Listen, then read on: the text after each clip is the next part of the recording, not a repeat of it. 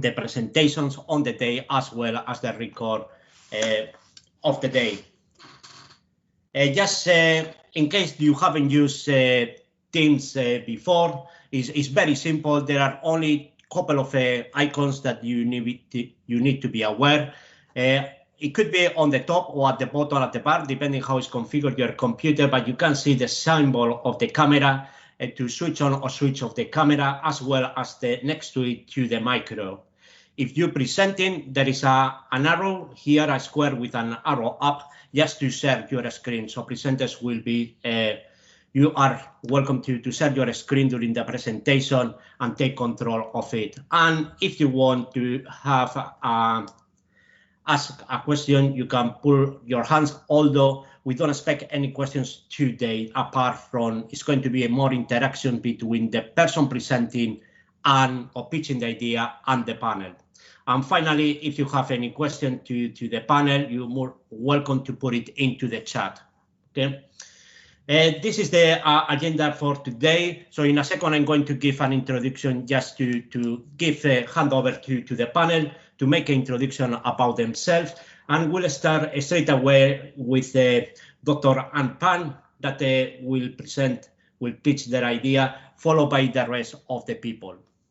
So Simon, I welcome to you and all the panel. And if you want to start with the introduction about yourself, will be much appreciated. Thank you.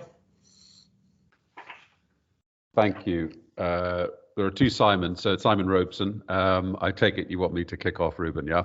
Okay. Yeah, that's right. Thank you. Super. Thank you. Okay. Hello, everybody. And thank you, Simon Bradshaw and Ruben, for inviting me as a representative of CoreTech Ventures to be part of the panel today. It is a real privilege, and we're very grateful and look forward to hearing from the assembled pitchers or pitchees. I'm not sure which is the right way to put it. So CoreTech, the company I'm representing, was founded in 2001 by two investment bankers, me and a chap called Phil Doran, to focus on the hydrogen and fuel cell sectors. So that's 2001. So for 20 years, we've been working mainly with investment banks and investors, where at one time we were involved in, with just one exception, all of the London Stock Exchange flotation work in the sector.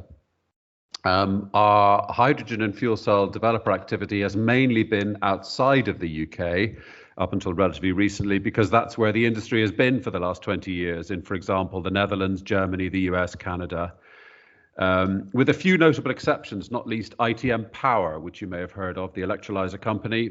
We set up their German office, and then my colleague took a 10-year sabbatical. In other words, he left CoreTech to run ITM Power, GmbH, the GmbH, and he's widely regarded within ITM as pivotal in its first steps towards commercialization. So that's as good a case study as you're going to get of CoreTech.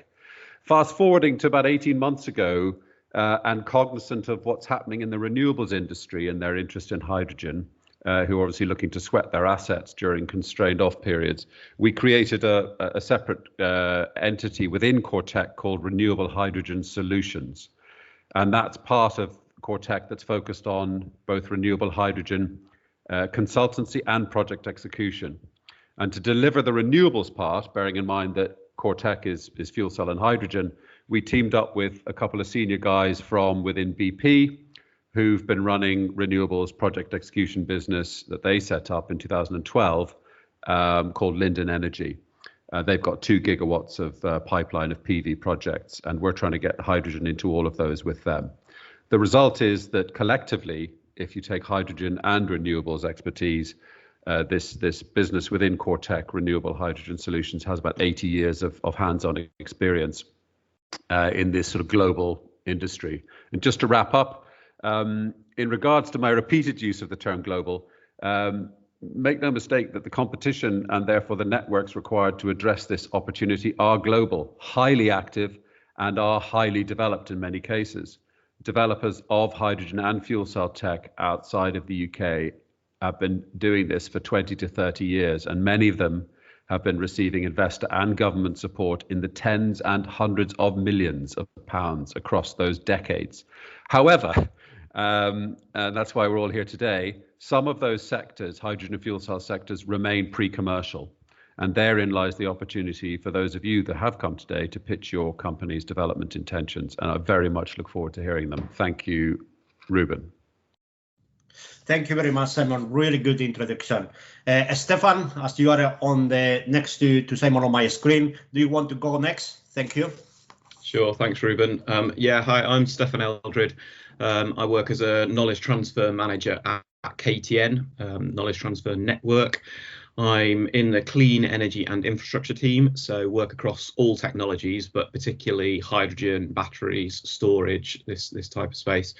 I also lead on our hydrogen economy innovation network, which just launched in January, and we're focused on understanding the challenges and helping to find innovative solutions to low carbon hydrogen uptake. So that rather than the production side, it's more about the end user and how we help to facilitate it so that can make it a reality.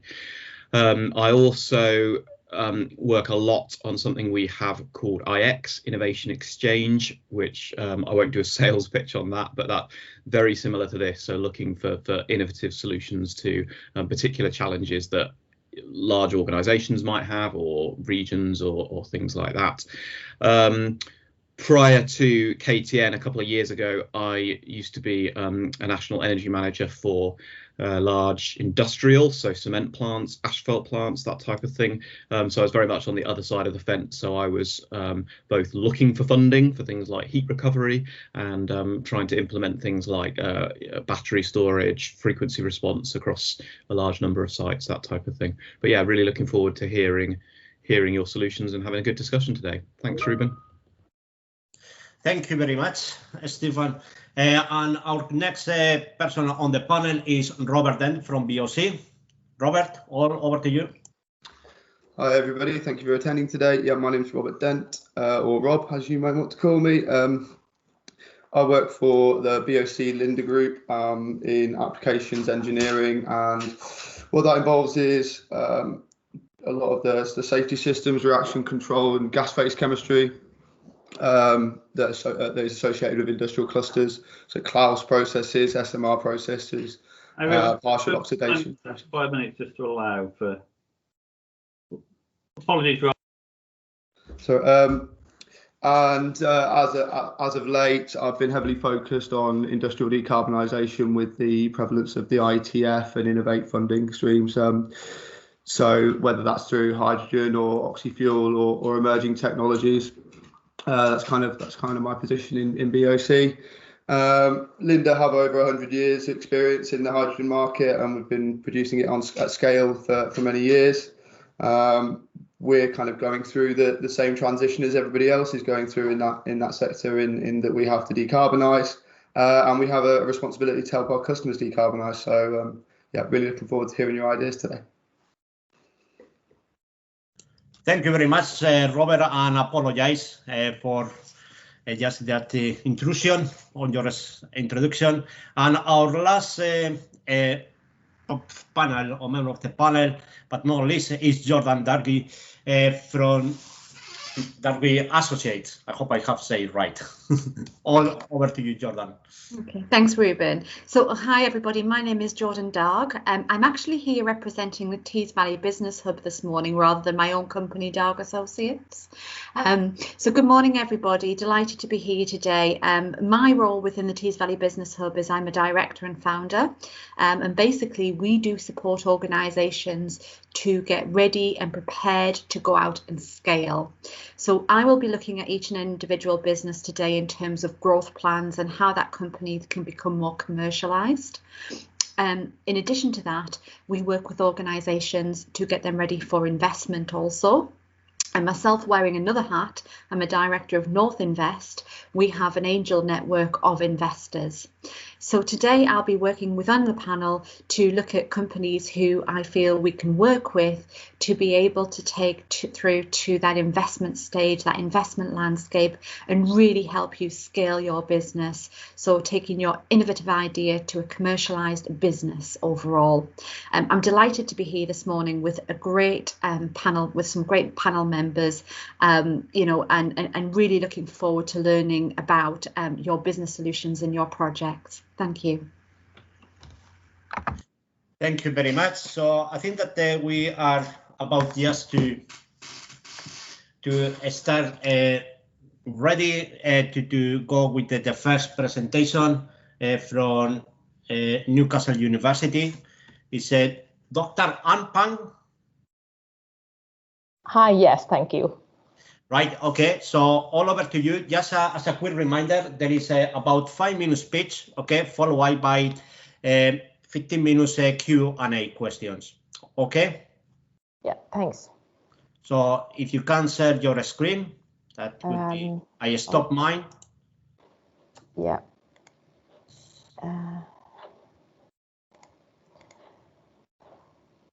Still learning how to use the.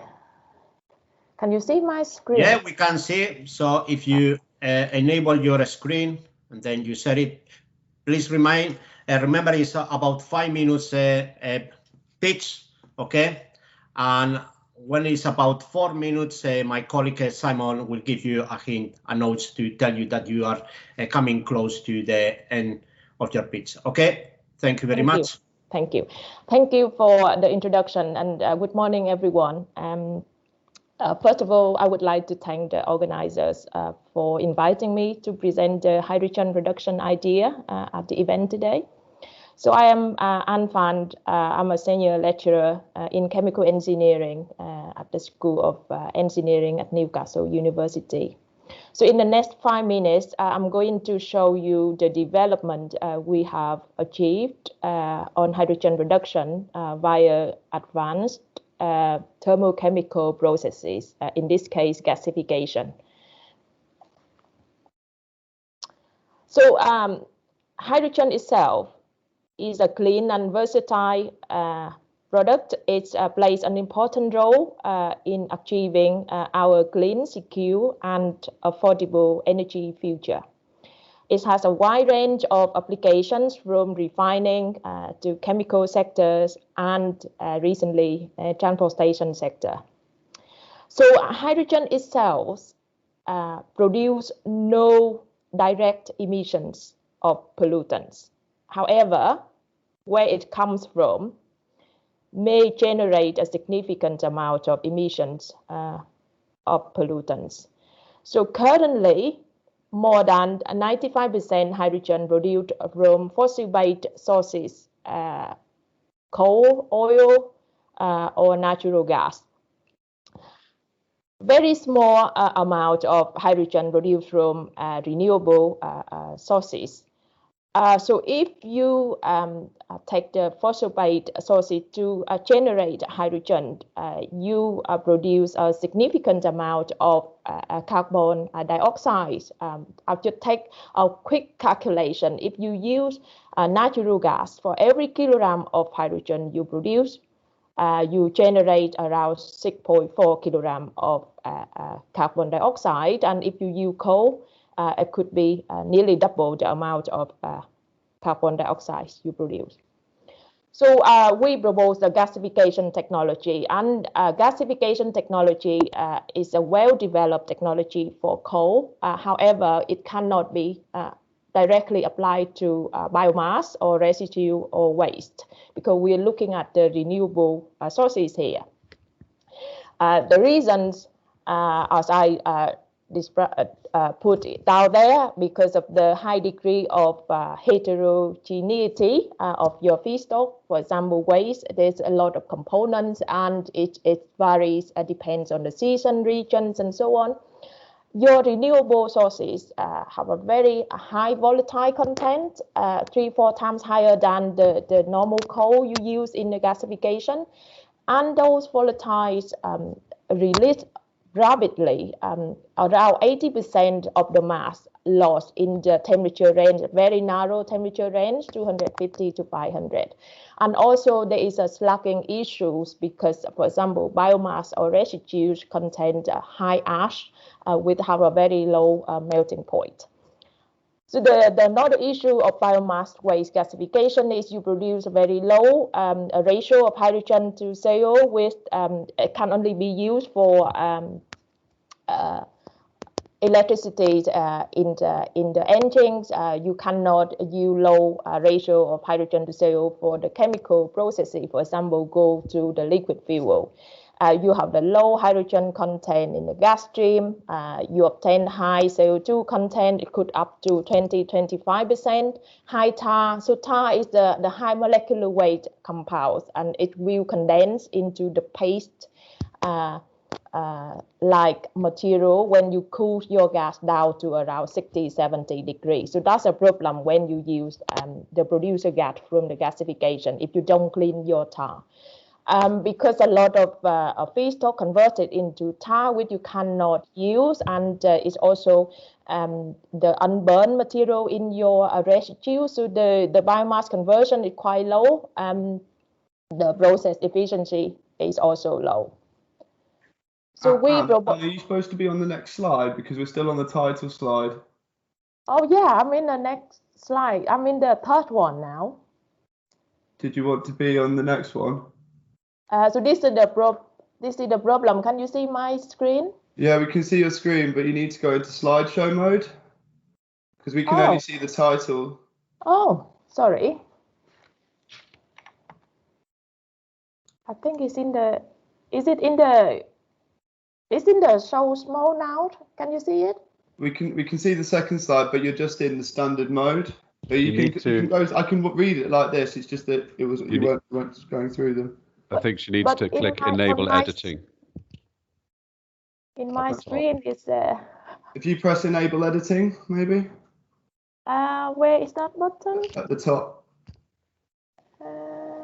Just down, enable editing, where it says protected view. Yeah. In that yellow bar. I don't see anything in my. Sorry. Enable editing. The white box in the yellow bar. I don't see any yellow bar in my screen, sorry.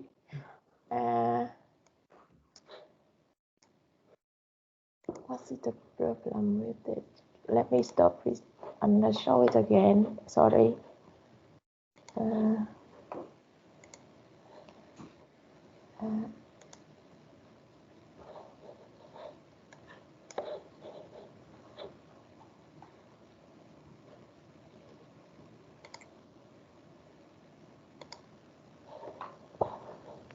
Can you see it now? We can see the problem slide, yeah. Do you want to click on the next slide just to see you can change slides? Yeah, let's go to, if you can just go to your final slide. I'm probably concerned about time. So I'm talking about the problem. Now I move into the solution. So at Newcastle, we have developed a modular gasifier. When I'm talking about a modular gasifier, because it's mobile, it can be used for a wide range of feedstock. We're talking about low-valued feedstock here, such as waste. So it's a simple and compact system. You can control the process very tightly. It can produce a very high ratio of hydrogen to CO up to 7. We're talking in here.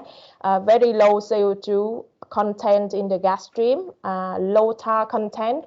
Therefore, we have a very high carbon conversion and process efficiency.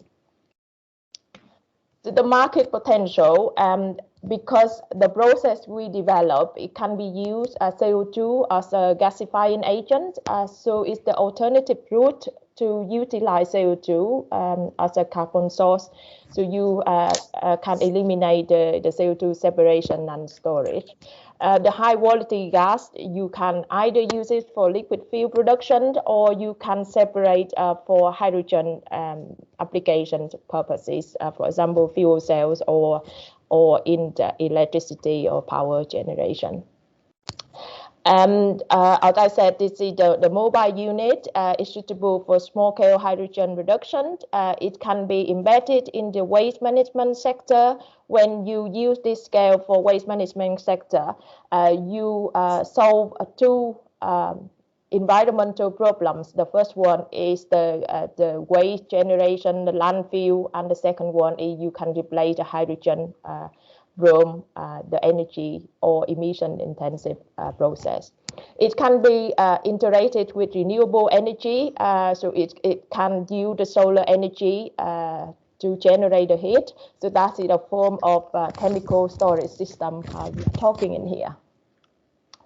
So the current development of the technology is in the level 3 or 4. We also look at the. Sorry, move the slide on, please. We still can't. We can only see slide number 2.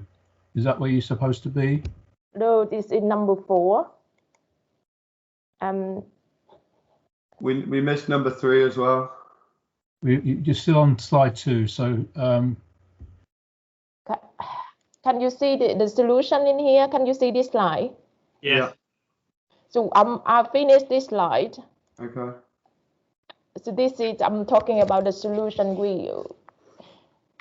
And then I'm going to the market potential. We can't see that yet. No. Something not right with the technology. Can you see in the other mode here? Yes, we can see it now. Yeah. Right. So yes, talking about the market potential with the modular gasifier we develop. So you can use it to incorporate with the solar energy as a form of chemical storage system. You can use it in the waste management sector because you can solve the waste disposal problem, and also you can produce the hydrogen from waste. You can use CO2 as a carbon source, so you can eliminate the separation and storage of CO2. Because of the high quality of the gas produced from the process, the gas is not going through the severe cleaning or purification or upgrading process. You can use it for liquid fuel production, or you can separate to obtain hydrogen.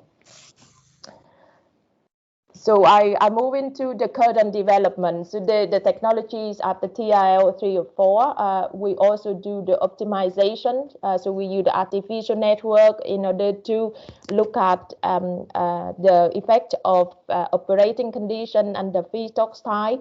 So the aim is to have a control loop which could adjust the operating parameters to achieve the high percentage of hydrogen in your gas stream. We look at modeling to optimize the design and to scale up. We also have done a lot of tests with different types of feedstock, refuse derived fuels, agricultural residue, food waste, and wood pellets. So the continuous system in the lab scale is being built at the moment. We also look at the techno-economic analysis of the system. So because the high quality of gas and high content of hydrogen in your gas stream, you can reduce up to 30% of the cost compared to the conventional gasification. We look at the economic feasibility of the scale. So this can be used at around 10,000 tons per day of feedstock. So the work cannot be done on my own. So this is the team involved into the development from one way or the other.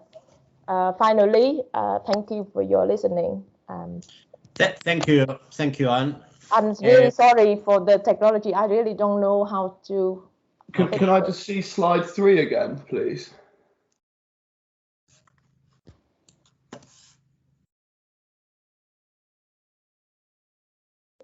Can you see it now? Sorry. Yeah, I can see it. I just didn't see it while you were talking about it, so I just wanted to have a look at it. Okay, we have under 15 minutes now for discussions. The next presentation starts at 9:45. Somebody wants to start?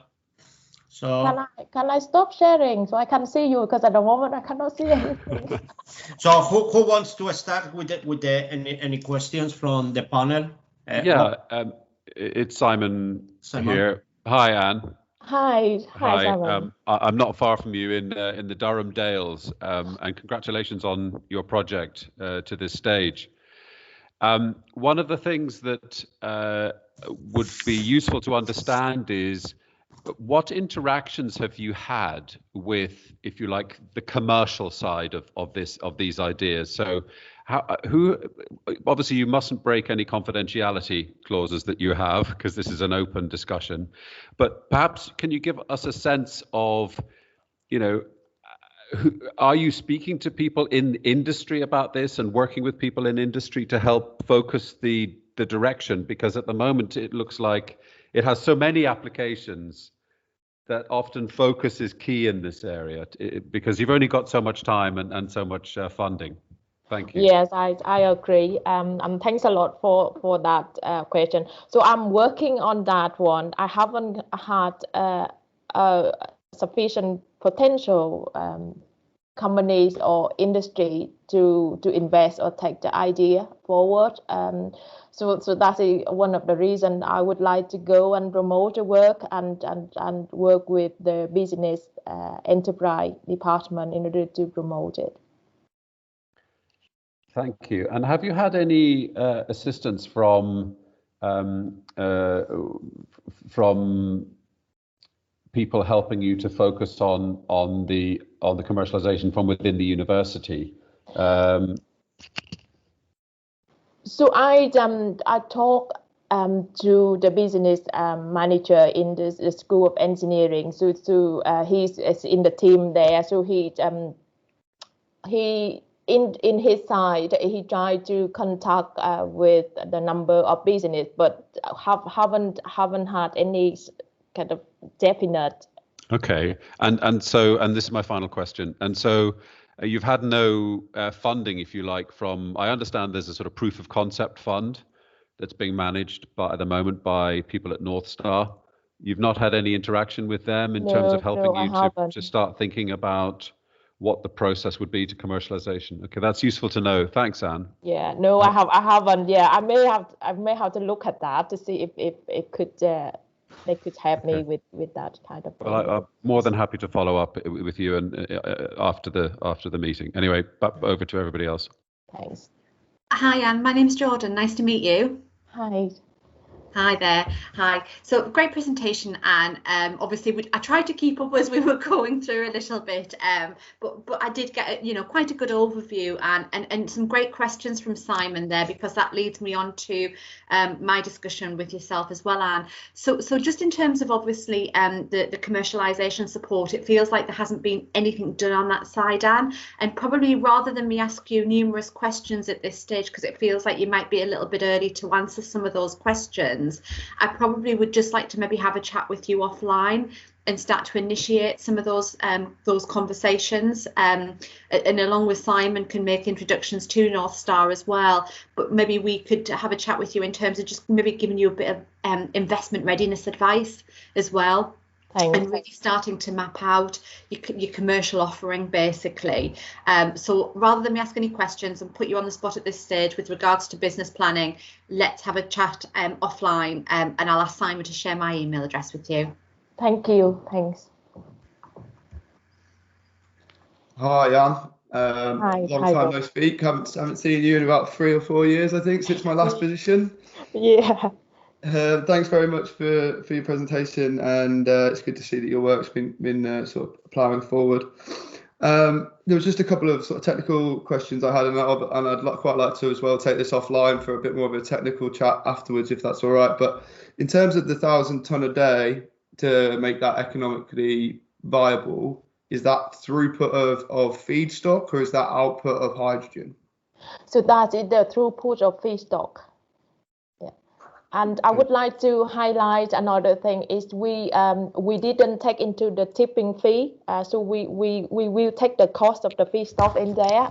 So the cost of the feedstock is share quite a significant percentage Yeah, depending on what the feedstock is, so you obviously get a pretty decent gate fee for RDF and that sort of thing. Yeah, but if you take it from the waste, and then that amount it disappears, and you get the tipping fee in, so the cost could reduce significantly. Mm-hmm. So the cost of hydrogen for the 1,000 tons per day of feedstock put in is around 1.6 US dollar per kilogram of hydrogen we produce if we.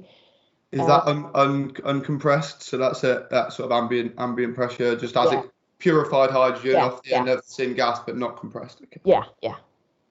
Okay. And in terms of pre-treatment of your feed, is there a lot of pre-treatment that needs to go on, or is the system quite able to deal with difficult feedstocks?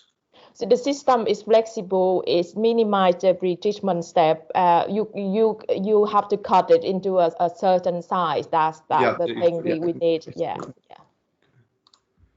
And you may have said this, and I apologize if I've missed it, but you mentioned a 30% reduction in costs of production. What do you attribute that to?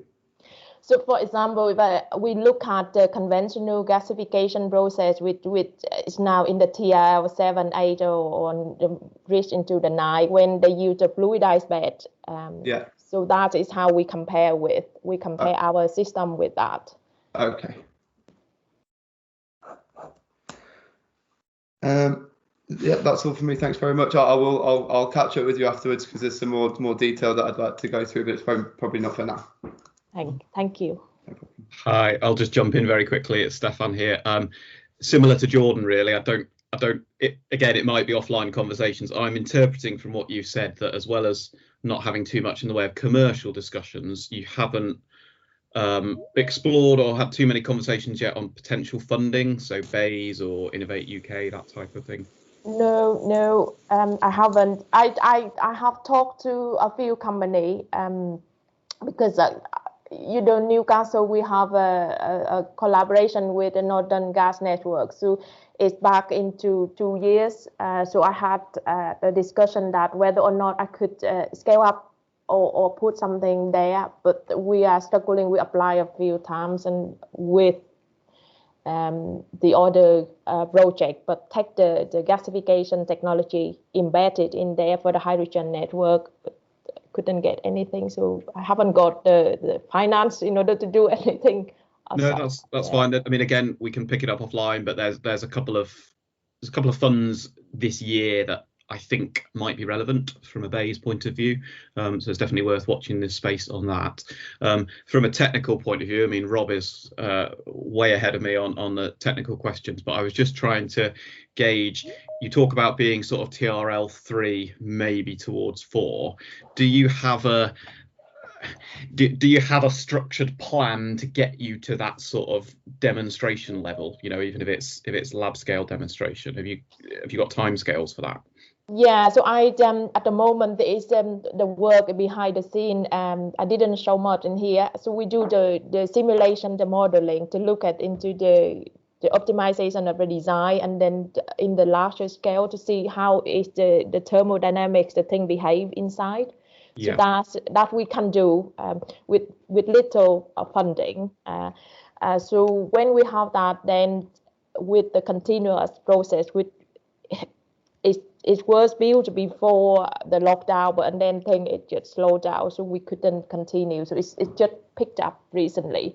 So when the continuous process started, we can do continuous, and then it just fit into the modeling as well, and then we can see how we can bring it into TRL 6, 7, or even further. Okay. Yeah. And do you have a rough, I'm not holding you to this, but do you have a rough idea of the time scale to move forwards to that point? I would think if we have the financial support, I would say within 2 or 3 years we could actually very confident, because we know it works. We have a lot of science behind it, and we understand the process. So we only need to get through in the pilot scale and demonstration. How it works. Yeah, that's great. Thank you very much. Thanks. Thank you very much, Anne, for your presentation. So I'm quite sure that the panel will follow up at the end of the panel.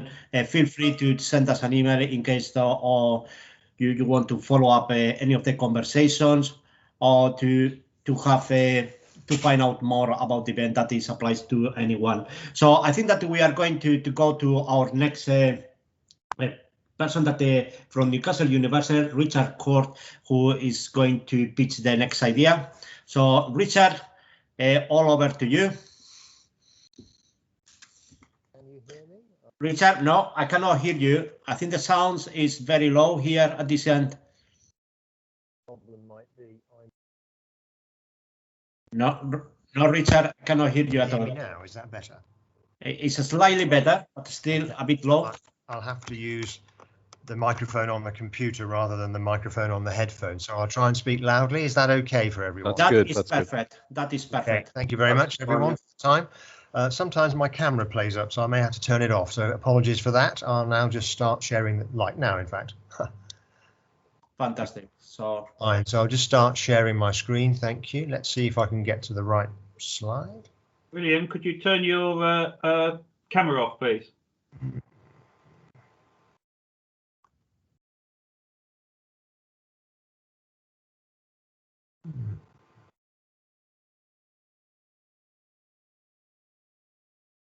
Fine. Sorry, everybody. Just trying to find the right one.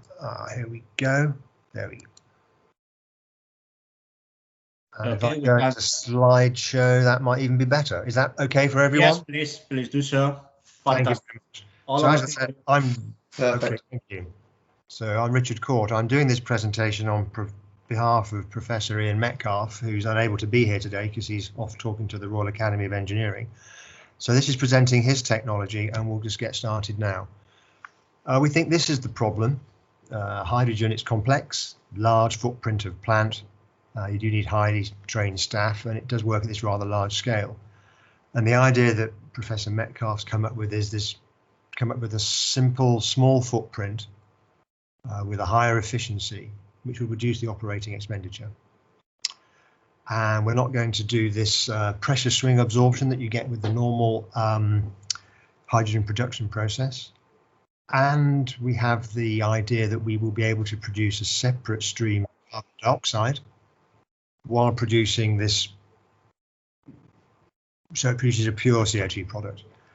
There's a secondary goal in that we might not have to use methane. You might be able to use a biomethane type source. And at the end of the project, we think we will be able to present this in an industrial setting. So we talk about how hydrogen is produced at the moment. We know there's a large market, 50 million tons, mainly for industrial use rather than domestic or commercial use, but that's the industrial market. And with the coming low carbon fuel economy, there are going to be opportunities for distributed hydrogen production. And that might be at this smaller scale, where we're talking at like kilograms per hour, which is equivalent to about 25 kilowatts of electrical power. But there are these options at this larger scale. For instance, we know about the Leeds City Gate, where they're looking at 1 gigawatt of hydrogen. That's 40,000 kilograms of hydrogen per hour, with that feeding that population in the city of Leeds, which is 800,000 people. And if we compare that with like a world scale hydrogen plant, which produces 30,000 kilograms of hydrogen per hour, we can see that a plant that size would sort of power a city like Leeds. So this is how a normal hydrogen plant works. We get the feed of the methane coming in, going into the steam reformer, and then we go through the water gas shift reactions in that high temperature shift, the low temperature shift, and the pressure swing absorption, giving you your stream of hydrogen, with your tail gas coming out being used to help heat and the steam reformer back at the thing. And the problem with this process is that you get a 1-to-1-to-1 ratio of reactants to products. It's driven by equilibrium. You get that same ratio of water, carbon monoxide, hydrogen, and carbon dioxide. And you have to separate that stream at the end there. And that's very energy intensive. So what the research so far that has produced is we think we can come up with a production plan that will do this. And on the slide after this, I'll show you how we get here. But we'll have the hydrocarbon feed coming in, the steam feed coming out, and we'll run this through the reactor, and you'll get a pure stream of hydrogen out there on the left-hand side. And you'll get a product stream which will contain both carbon dioxide and water. And we're going to get to that using a chemical looping process. And the details are in here. This is the publication that came out 2019. And we're going to use a non-chemical equilibrium process using chemical looping to drive this water-gas shift reaction to get a pure stream of carbon dioxide and a stream of hydrogen. And the key to that is we have to use this oxygen carrier material. And we've used this prototype material, this lanthanum, strontium iron oxide. And we use that to in a chemical looping process, which allows us to keep the gases separate. And the key in this fixed bed reactor is to not let the reactor bed become fully oxidized and reduced, so you never get breakthrough of the gases you don't want in the product stream. So it's been done on 1,000 cycles at lab scale, and on lab scale I mean small, like 2 grams of material, so we're far away from anything commercial. But when we've done this at the scale, the carbon monoxide in the hydrogen product stream is very low. We can't detect it. It's below the level of detectors at 100 parts per million. And in the hydrogen product stream, we can only detect water. So we think that proof of concept is there. However, we do know there's a lot to do. So this is what the proposed thing is. We're going to keep the steam methane reformer at the beginning, but replace all of those reactions and shifts and processes inside the red box there. And we're going to replace it with this. And this is the heart of the thing. We're going into a chemical looping reactor where we use an oxygen carrier material. That's that lanthanum, strontium, iron oxide material. And we operate it in a periodic way.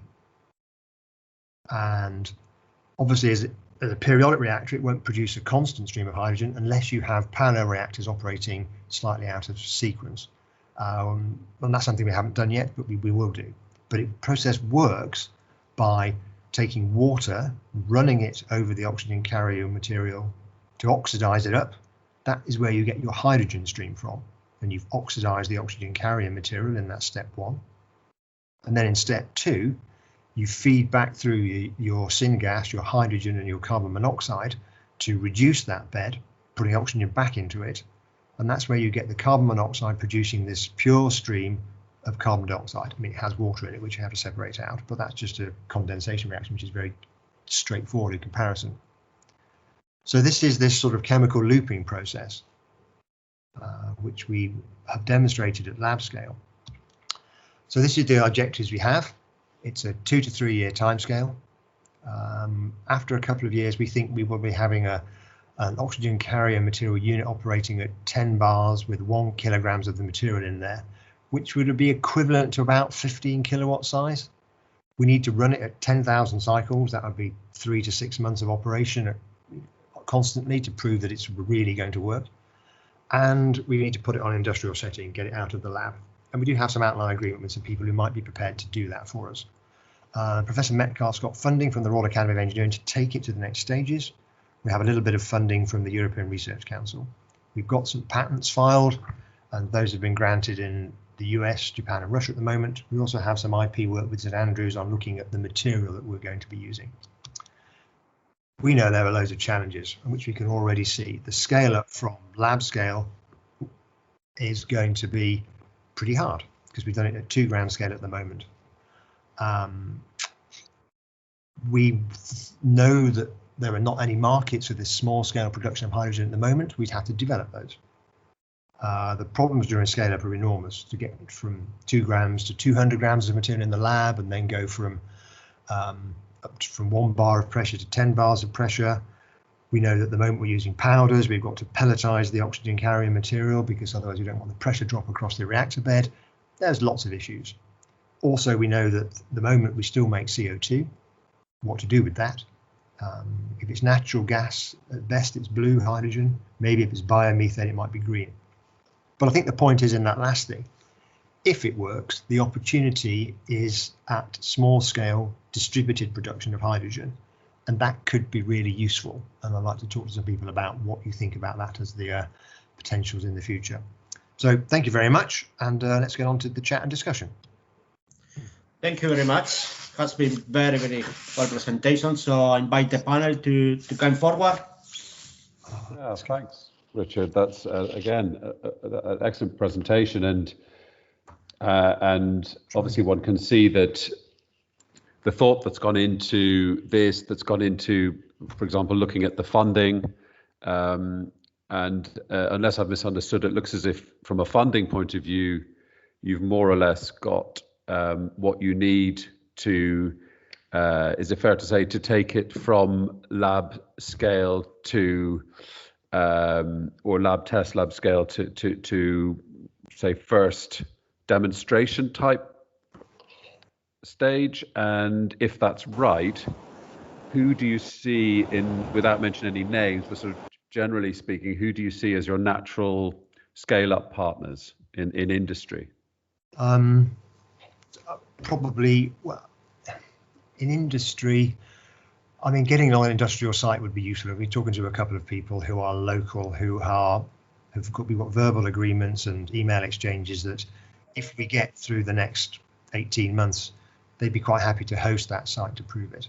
And you know, the Royal Academy of Engineering funding has a stage gate process at about 5 years, whereby if we're not making progress, they'll probably pull the funding. So, you know, we've got a fairly, you know, it's not very pressured timeline. And we know that if we're not making much progress in a couple of years, it's on the technical issues. Then. But are you thinking, just very broadly speaking, that you mentioned 5 years, you know, that you're thinking that you're talking about a 5-year process before you're actually you know, in the market with a turnkey product, if I can use that appalling phrase? I think that would be possible. But we know that, you know, the next 18 months with the technical things we've got to do, that's the key. It's, you know, it would be lovely to have people lined up who would be very keen to have this. I mean, my own view is that possibly this could be useful for people who want to use a natural gas supply to make hydrogen locally. Yeah. I think sort of transport applications, small scale commercial. Well, the move to sort of distributed generation generally, that would be a nice fit. Yeah, and exactly. Is it a question of, if you had sort of all the money in the world and all the people in the world, could you reduce that 5 years to 2.5, or is it just the nature of the game that it's going to take that long, whatever happens? I think that within a couple of years, excuse me, my camera's gone off, so excuse me about that. I think that in a couple of years, we will know technically whether it's going to be possible to do some of those things we said, and at which point it will be whether the market wants a small scale production hydrogen unit. I think that's going to be interesting. You know, I'm listening to the people about they want to put hydrogen in the sort of natural gas network. It might, if you don't have to do that, and at the sort of end of it, you can just make hydrogen close to point of use. That might be really interesting. Although I suspect it'll be a mix of the two. Yes, I agree. Yes, totally. Yeah. So it's about finding that probably quite sizable niche, as I mentioned, back down to the sort of distributed generation and local use, perhaps in some sort of transport defined cycle type application. I think it's very interesting. I guess my focus would be, and this is just a point, not a question, and then I'll get off the line. You know, what can be done to accelerate this? Just knowing what's going on, you know, outside of your particular project, various parts of the world. I think that would be, you know, ideal would be to looking to ways to get something out there into the market as soon as possible, because I think 5 years might be it might mean that you're behind the curve there. But you know, anyway, thank you, Richard. Great presentation. Thank you very much, Simon. Hi, I'll just jump in here. Yeah, Stefan.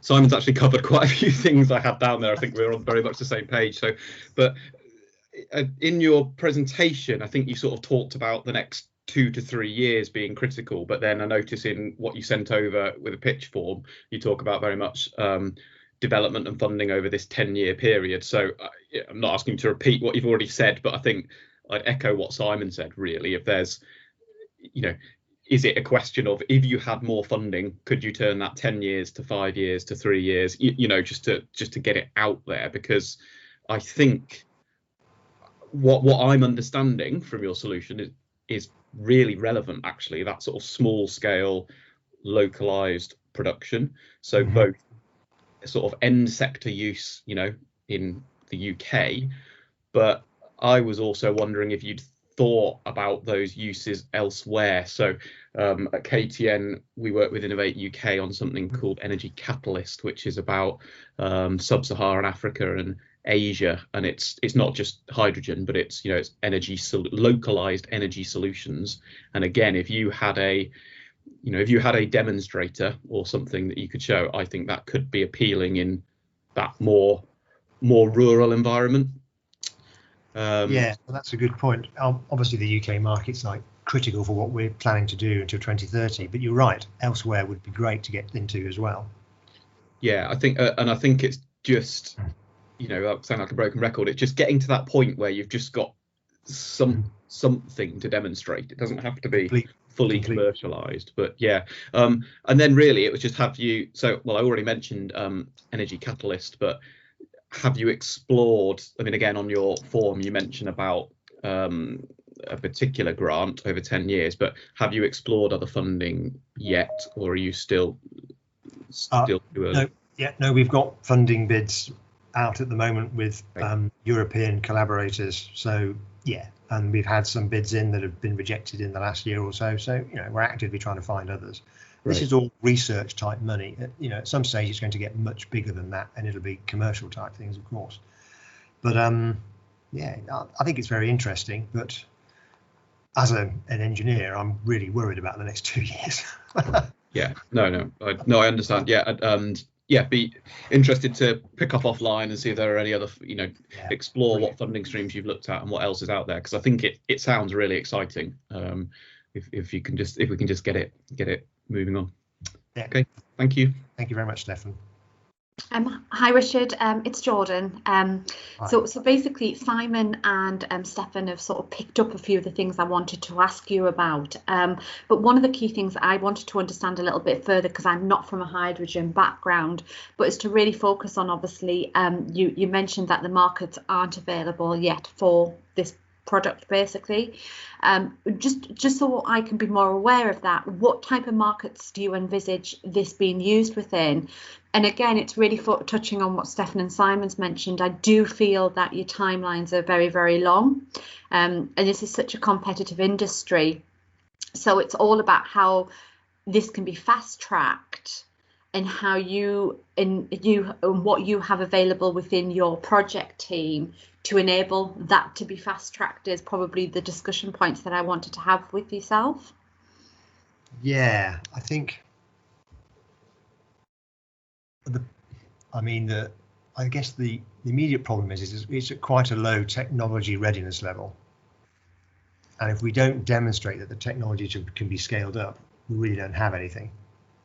And those technology steps just need to be done, and we've got a team in place, a couple of postdocs, a couple of PhD students, and they're going to do the next things in the next year. They're buying kit, and we're going to move it up, and if we can make it work at that smaller scale, then, you know, once we've got a demonstration unit, I think we can move some of those commercialization things. They can come quite forward. Some of the funding we got is quite flexible. We could spend it faster than 10 years. If we got through it in 5, they wouldn't mind.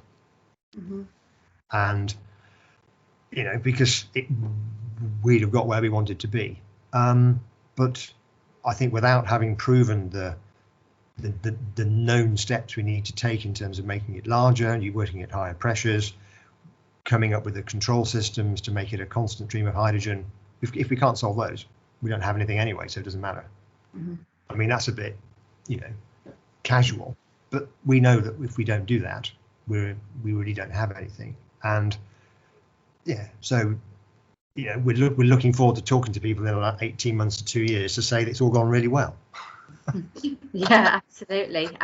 In which case, you know, you're right, we need to accelerate it, because the opportunity is soon, because, as you're right, as we decarbonise, there'll be less and less opportunity for this type of thing. Yeah, definitely. I guess as well, Richard, one of the points, but just a little bit of feedback possibly would be, as I say, is, you know, understanding obviously who you've got within the team, because I guess whilst obviously the refinement of this is ongoing, you know, putting together that commercialisation plan is probably still quite key to ensure that you can continue to evolve the business as this is happening. So at least when you get to that end of that road, that 18 months, you are literally ready to go. And I guess also as well, there's a lot of opportunity in terms of funding and finance for a business like this.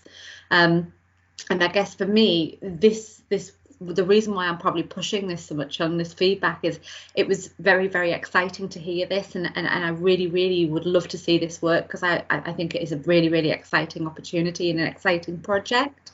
And as I say, it sometimes is like the quickest you can get to the market and the quickest that can take advantage of everything that's in front of you.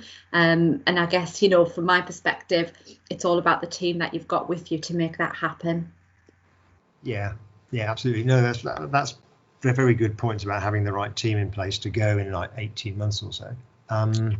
So, yeah, I think over the next, you're right, 6 to 12 months, if it's starting to go well, we need to be having those conversations about what to do when it gets good in 18 months to 2 years. Absolutely. I mean, to go out and get any form of additional funding or to commercialise, the plan has to start well ahead. And for me, I'd be starting that planning now, whilst this is all going, because it never becomes wasted time. So I'd be planning it now. Exactly. We have in fact got the same business development manager that Anne Fan was talking about in the previous presentation. He's our contact there.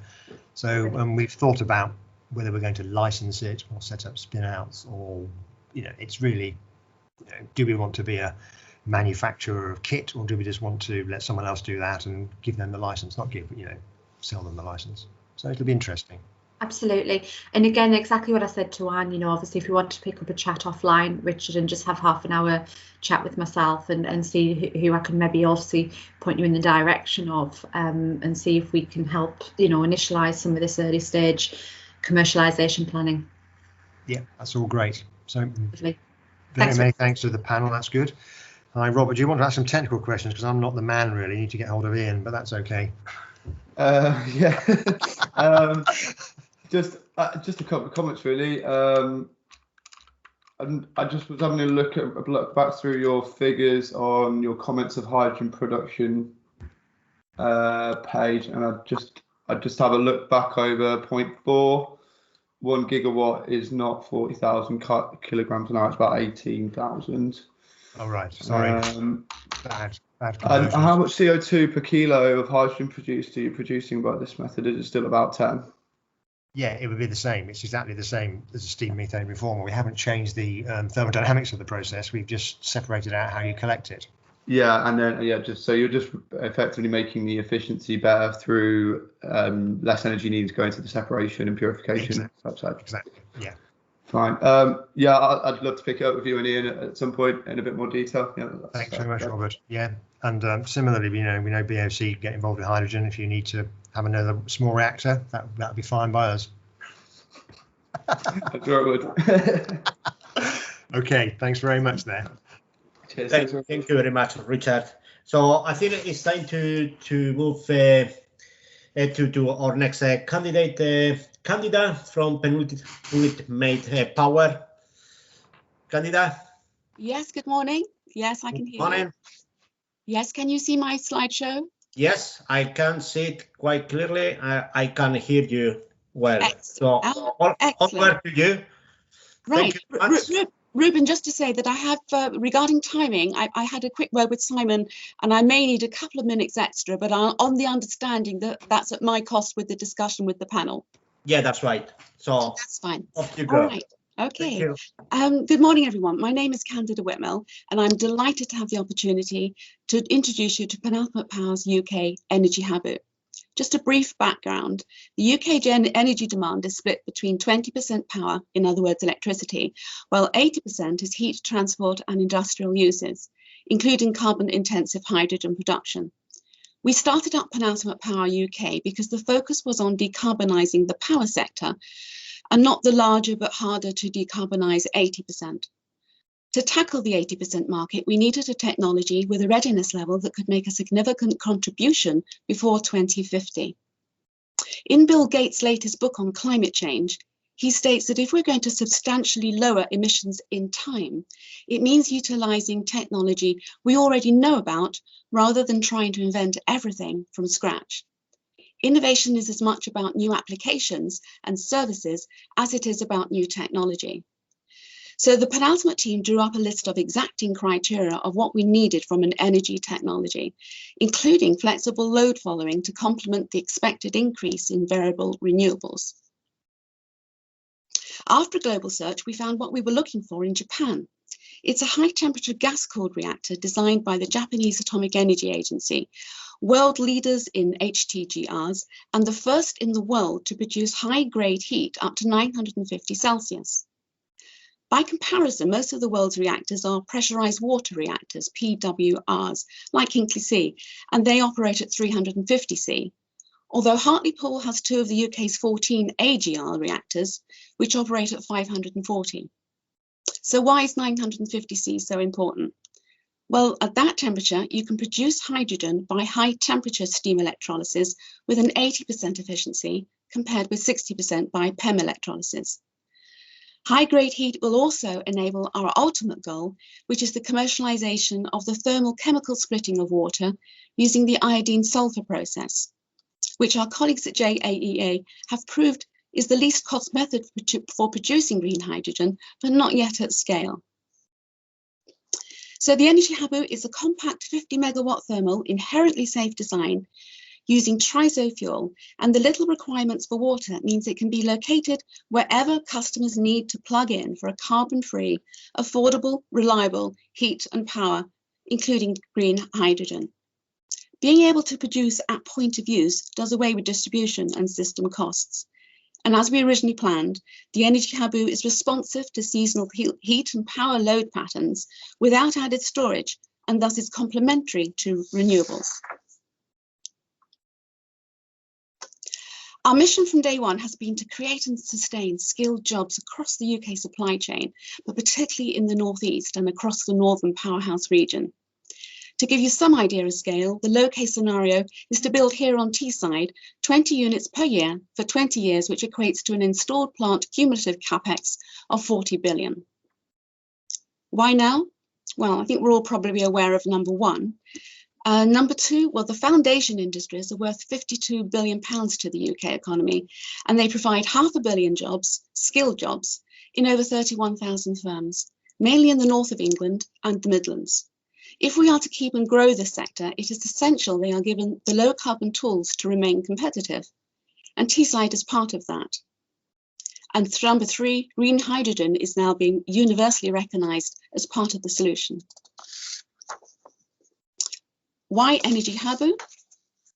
Well, importantly, it's an accelerated, de-risked option to go for a technology that is already internationally licensed and has operated for 10 years. It's an opportunity to work in an international collaboration with a trusted partner. The Northeast has a long and prosperous association with Japan. These compact reactors are quick and easy to build. And inherently safe physics guarantees capital cost 30% lower than current PWRs, plus a faster return on investment. Now, the now internationally recognised concept of inherently safe originated here at Teesside at ICI. And I would tell you the story of Trevor Kletz of the ICI, but we don't have time. Basically, it means that the Energy Habu HTGR is ultra safe, but at far less cost than PWRs, not by cutting corners, but through innovation, new materials and applied physics. It's been designed to eliminate any accidents from occurring in the first place, rather than building to cope with the consequences. And finally, they produce 75% less waste than any other current reactor design. Our factory-based modular project means taking the risk out of construction, so site delays and consequent losses, and bulk manufacture will bring down the costs. And may I say thank you to DVZA for these splendid photos that demonstrate our modules are easily transported by rail, road and sea. A product summary, I'll just emphasise a couple of points. walkaway stability with no human intervention required, so you can export responsibility to large markets, and natural shutdown decay heat dissipation without requirement for offside water, electricity, or any help. The key technical parameters, I shall let you read these more detail at your leisure. Now you know what we are selling. First of all, of course, is decarbonising existing hydrogen markets. Until 2030, 80% of low carbon hydrogen deployment will be for decarbonising existing end users of fossil-based hydrogen. It's not going to be really until the mid-2030s do we expect significant penetration into new end-use sectors. Planned future hydrogen markets, well, the existing markets plus the new applications we've highlighted today. And according to a report this month from Wood Mackenzie, low carbon hydrogen demand will grow to 211 million tonnes by 2050 from practically zero today. And the connecting link, well, what is the market for small unadvanced modular reactors? A government report concluded that globally it is in the region of 250 to 400 billion pounds. Also, there's a number of new countries that now have an interest in nuclear and have well-developed plans and regulatory infrastructure in place, such as Egypt and Poland. Poland is particularly interested in the HTGR to lessen its dependence on coal. Jordan, Kazakhstan and Saudi Arabia are also moving towards this sort of technology. And Africa is a great example where many countries cannot afford gigawatt reactors, and nor does it have the grid infrastructure to support them. And this is where the Energy Habu fits perfectly. We see our technology following the communications industry. Africa didn't go for landlines or fixed line broadband. They went straight to mobile phones. And energy should be the same, decentralized, affordable and accessible without the need of a grid network. Here are the project phases. I've used the term demonstrator in phase 1, but this is not a test or an experimental plant. There are no doubts of its technology or financial performance. Number 2 is the first of a kind, will be up to the full heat of 950 C at Teesside, and phase 3 is adding the hydrogen plant to that. And how can we achieve this? Well, they say where there's a will, there's a way. And when it comes to energy, it needs a political will. The Prime Minister's 10-point plan last November listed as number 3, the advancing nuclear and next generation of small and advanced reactors. And then the Energy White Paper in December 2020 confirmed government support to develop the design of an SMR and to build an advanced modular reactor like the Energy Habu HTGR. And government's own advisors not only endorse nuclear, but actually recommend our particular HDR technology as an accelerated pathway to decarbonisation. We've raised about £100,000 so far, and this includes the director's personal injection of funds, plus some welcome gifts from supporters of this nationally important energy infrastructure programme. It doesn't include the many, many hours of free time that our distinguished advisory board and many other professionals have given to Penultimate Power UK, for which I am eternally grateful. We are probably a couple of stages away from the more usual investment roadmap, starting out with venture capital, private equity, who then sell on to other PE firms with a low risk appetite, who probably then sell on to other traditional investors, and finally, at the construction and license and finish stage of the project, just the operational and revenue stage, it may be pension funds who want a low risk over a long time period, but have a lower requirement on return on investment. So today, we're looking for your expertise in grants and other suggestions to get us through stage 2. This funding will be used to finalise the design to regulatory standard. We need specialist engineering and infrastructure consultants such as Mott MacDonald or Arup to help us with a fully costed and staged business plan with nuclear experience. We need to develop our stakeholder programme, from launching a multimedia website to finding a new approach to public engagement and public perception, perhaps working with a university and the National Social Marketing Centre.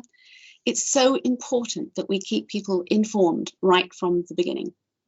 Overall, stage 2 gives us the financial, technical and political certainty to progress to stage 3. This is truly a collaborative approach to this exciting project and bringing it to fruition. And thank you for your time, everyone, and I'm happy to take any questions. Thank you, Candida. Thank you, Candida, very much for that. I'm struggling to sort of get my head around it, I'll be perfectly honest with you. I mean, one of the things that I guess I'm struggling with a little bit is, I mean, you guys have been around for, I think, quite a few years. Is that a fair statement? Yes, absolutely, because it was a very slow start. What we actually started, well, the idea came is in 2011 when Angela Merkel in Germany did a reverse on nuclear overnight to appease the Green Party, and that meant that we lost RWE and E.ON out of the equation of building reactors. And we wanted to get it back into the private sector and back into the UK supply chain, because there was either Germany or France or China building in the UK. We wanted to get it back to our supply chain. But we knew there was no way that we could possibly afford gigawatt-sized reactors. All of those are built by state-owned entities. And that's why we got into the small modular and advanced modular market. And nobody was in BEIS was taught, or as DEC as it was in those days, had ever heard of small modular reactors. We really were starting right at the beginning. But it's taken a long time for all the political and technological factors to converge to get to the point now where we can drive this forward. So is it fair to say that, I mean, one of the things when we, I'm involved in investment funds, and whenever we look at potential investments, we always look to see whether the management team we're talking to are capable of moving to plan B, because more often than not, plan A doesn't tend to come to fruition. That this is a kind of a plan B. It's okay. You know, we wanted to go for a very different scale, different market, in fact, and now we're looking at a, if you like, smaller scale, more modular, if that's the right way of looking at this, and which is why I think I'm struggling, because in the way you look like, you know, with what you presented there as an organisation that was really looking at big scale government stuff, Japan, nuclear, and now we're looking at a much more local, we're talking about Teesside, we're talking about a smaller scale. And I suppose one of the things I'd be really interested to get a handle on is, you know, what else do you need and you've touched on some of it in your presentation, to be fair, in order to make Plan B a reality. And one of the things that I worry about most there is if this is the right terminology, certification. So, because I think what we're dealing with here is some fairly exciting chemistry. Oh yes, absolutely. I mean, as far as the project is concerned, and it's a smaller scale in technology, but it's a huge scale actually of a deployment across the UK. And why I need some help at this stage is, as all the investors on the panel, you know that at the other end of the scale, the pension side and the insurance market, that's fine. And we started at that end and see if we could get hold of the big money, and we've worked back. And it's getting this stage, right at this early stage, is getting up to the licensing stage, and where I would expect to get help from the UK government. Then it's just. But licensing implies, licensing the technology implies that it's been through, you know, a fairly rigorous process of manufacture, to the extent where you can actually present someone with a license and say, this is, just follow these steps, off you go. I'm generalizing, but is that a fair assessment then, based on what you just said? We have to, although it's been licensed internationally, we would use that as, there'll be credits that our Office of Nuclear Regulation. We have one of the finest licensing systems in the world, but it's extremely tough. And so we would have to take it through the UK licensing, but they would be able to talk to the Japanese nuclear regulator and to be able to, you know, to cross-confer, and which would be so much quicker than starting from something from scratch, because we could actually fly the licensing team out to Japan and say, look, here's one that was made earlier. There will be, ours is slightly bigger than the reactor that's actually in Japan, but the technology is the same. Thank you very much. That's my questions for now. Thank you. Hi Canada, it's Jordan Dark here. Hello, lovely to meet you. I actually found this opportunity something that I really got my head around straight away as soon as you started talking about it. I do love the modular approach, and I can see the distribution channels that comes with that and how you can access not just the UK markets but also the international markets as well by having that modular approach and being able to transport those hubs. I was going to call them pods, but you've got them as hubs across the world. So I just really wanted to understand from yourself, Canada, where are you at in terms of your business? I.e., where are you at today? What have you got initialized? And are you actually already sort of commercially, you're working towards that commercialization and starting to enter those markets? That was one thing that I didn't pick up. You may have mentioned it. I do apologize if you did, but I really just wanted to understand where your business is at today. Yes, we've already investigated the markets, and we have people already interested on various sites that we'd like to take this technology to. What the next stage is where we are is that we need to do that preparation work to be able to get us up to the licensing stage, and that needs engineering and nuclear expertise to be able to do that. Now we have a fabulous team that's working on this, but we need to move it up to the next grade. That's where we sort of need the assistance with. But we have our markets identified. We have the licensing program. We understand entirely what we need to do that. We have a very good relationship with BASE. Yeah. Yes. So we have a very good relationship with the government of Japan. So we have various aspects in place. So say it's just getting through this valley of death, as they call it, this early stage to kick it up to the next stage 3. And do you have any testing sites that are ongoing at the moment, or is that something that you are discussing with the government of Japan? No, there is this reactor which is in Japan, which is actually it's been relicensed to start operating again later this year. Obviously, with COVID-19, it's one of the things that has taken a back step, like a lot of business events. But yes, there is. You have to be able to license the site as well as license the technology. So it's not something that you can just do without sort of the government permission to be able to build a demonstrator site. But that's what we're aiming for, is to get a demonstrator built and up and operating, and then to go to the first of the kind, which will be on Teesside. And just from an investor perspective, obviously something I think you mentioned there, which is really important, the license for the site and obviously the license for the hub. Could that be a real barrier to entry, do you think, for your business? No, because to start with, we're going to be using existing nuclear sites. So Teesside, for example, is an experienced nuclear community. They've had Hartlepool operating for nearly 40 years.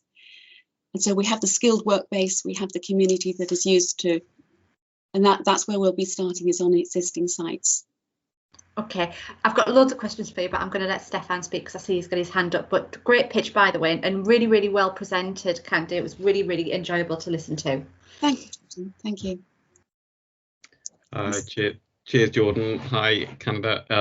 I agree, it was really well presented, and I like the modular approach as well to the plan, the kind of roadmap. I was just going to ask something fairly specific. So you mentioned a couple of big names in the nuclear world and needing to sort of work with them to drive it forwards. Are those kind of partnerships or, working relationships, are those in place already, or are you looking to develop those? That's a very good question. We've obviously been talking for some time with them, but we need to sort of now put that into action. We've obviously taken advice of where we need to be going with this. Yes. I only mention it as in my wider team, so clean energy and infrastructure at KTN. Yes. We have one of my colleagues looks after the nuclear sector, but we definitely have some very good relationships across the nuclear sector, really. So it might be worth a follow-up conversation offline, just to understand what conversations you've had and what you're still looking for, just to see if we can assist. Yeah. Thank you. Okay. Thank you very much.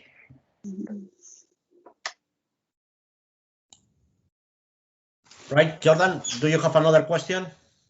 Sorry. No. No, Ruben, sorry, no, I don't. No, I've asked all my questions. Okay, So in that case, Candida, thank you very much, and I echo what the panel have said, that it was a brilliant presentation. Thank you very much for that. Hello and welcome back again to this webinar, where we are hearing a fantastic pitch from companies and different organizations so far. I think that the panel from the team has been excellent and very valuable, and I hope the audience that is here today are getting something valuable from it, independently whether they are pitching or just listening. Just a quick reminder that this is one of the projects that TISA University is leading at the moment. That is sponsored by is partly funded by ERDF, and the project aims to support companies in the Tees Valley region to develop new products and processes in the area of hydrogen. So if you are within this area, or you will be interested to engage into the project to any capacity, what I would suggest is to be put in contact with myself or Simon Brazzo, which is also here today, to discuss your ideas and see how we can support your organization through this ERDF project or otherwise any other project. Just for the people that may have joined at a later stage, just a gentle reminder that please don't forget to put your contact details into the chat to support us to have a record of the attendees today into the event. This is some of the requirements of the program that we're running for the ERDF. So please, that small contribution will help us to keep track of it. We are going to wait for a couple of minutes more, just to give until 5 to 11 to give opportunities to any later person joining. Our next speaker will be Venkat, that I believe that I see there is ready just to start, and I hope that he delivers, a good presentation about one of the pitch ideas that we have at university, which we're trying to develop further. But that is his job, not mine, I guess. So just 1 minute more, and Venkat, it will be all over to you. So we have still a number of presentations to go through. So, and they are very exciting. So I will encourage all the audience to stay and to listen these kind of opportunities, of these ideas, how the market is evolving, how different technologies are penetrating in the market, etc. As TISA University, we are one of the leaders within the hydrogen innovation, and we always happy to listen to industry and to find ways of collaboration. I would remark that TISA University has different programs to support any area, any size organization to access public funding or to develop innovative projects. Ideas, so we can help them to take them from all the way from concept all the way up to a commercialization. With and if we cannot help, we can put you in contact with other organizations that they can do so. We partner with a large number of organizations, including CPI, MPI, 2WI, etc. And we have a quite wide range of national and international networks. Okay, so I think it's now 5 to 11, and I think that we can make a start. So I would like to welcome Venkat Krishan from TISA University, who is going to deliver the next innovative pitch idea. So thank you, Venkat, and all over to you. Okay, I'll just share my screen. Okay.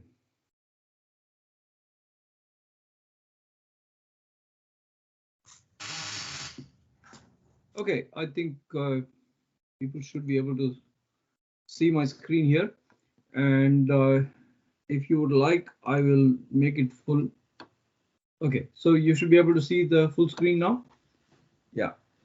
Okay. I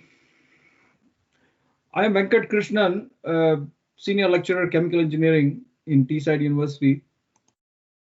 I'm going to talk a little bit about the concept of a hydrogen refueling station, but now using catalytic membrane reactor technology. Let's take a look at the problem as it is today regarding hydrogen. Hydrogen production at a reasonable price of about $1.50 a kg is only available via steam reforming, and it's very, very large scale, as some of my colleagues, some of the folks earlier have pointed out. It's very large scale. It's fossil fuel driven, and it gives you a ton of CO2 emissions. Despite the advent of CCS, that is blue hydrogen, there is a lack of hydrogen transport infrastructure in the form of pipelines. So if you are thinking of having very large quantities of hydrogen produced at one particular place, and you are thinking in terms of distributing it to all over the country, that facility is still not there and still going to take some time. The cost, as of today, the cost of hydrogen from electrolyzers is still very high. We are talking about almost $6 to $8 a kg, and this is a projected price in 2025. So what needs to solve really? We do understand that blue hydrogen has a role to play in coping up with the massive hydrogen market demand. We also know that it's very large and centralized, and we need dedicated hydrogen pipelines for distribution. This will take a lot more time. Electrolyzers, not only in addition to the fact that hydrogen costs are dependent on electricity pricing, electrolyzers still have very high capex. And the most important thing I want to bring about is decentralized sources like biogas, which are carbon neutral, but they are untapped. So what's the solution? The solution that we are proposing is the deployment of a novel catalytic membrane reactor steam methane reforming. We call it CMR SMR. It's a technology. It has the option of using biogas, biomethane. It's a little fuel flexible. It has the option of using biogas and biomethane as a feedstock. It operates at a lower temperature, almost 200-250 degrees lower than what a commercial steam methane reformer would. It can therefore generate 35 to 40% less carbon dioxide emissions when it operates. It offers the possibility of giving you decentralized hydrogen production, which is suitable for refueling stations.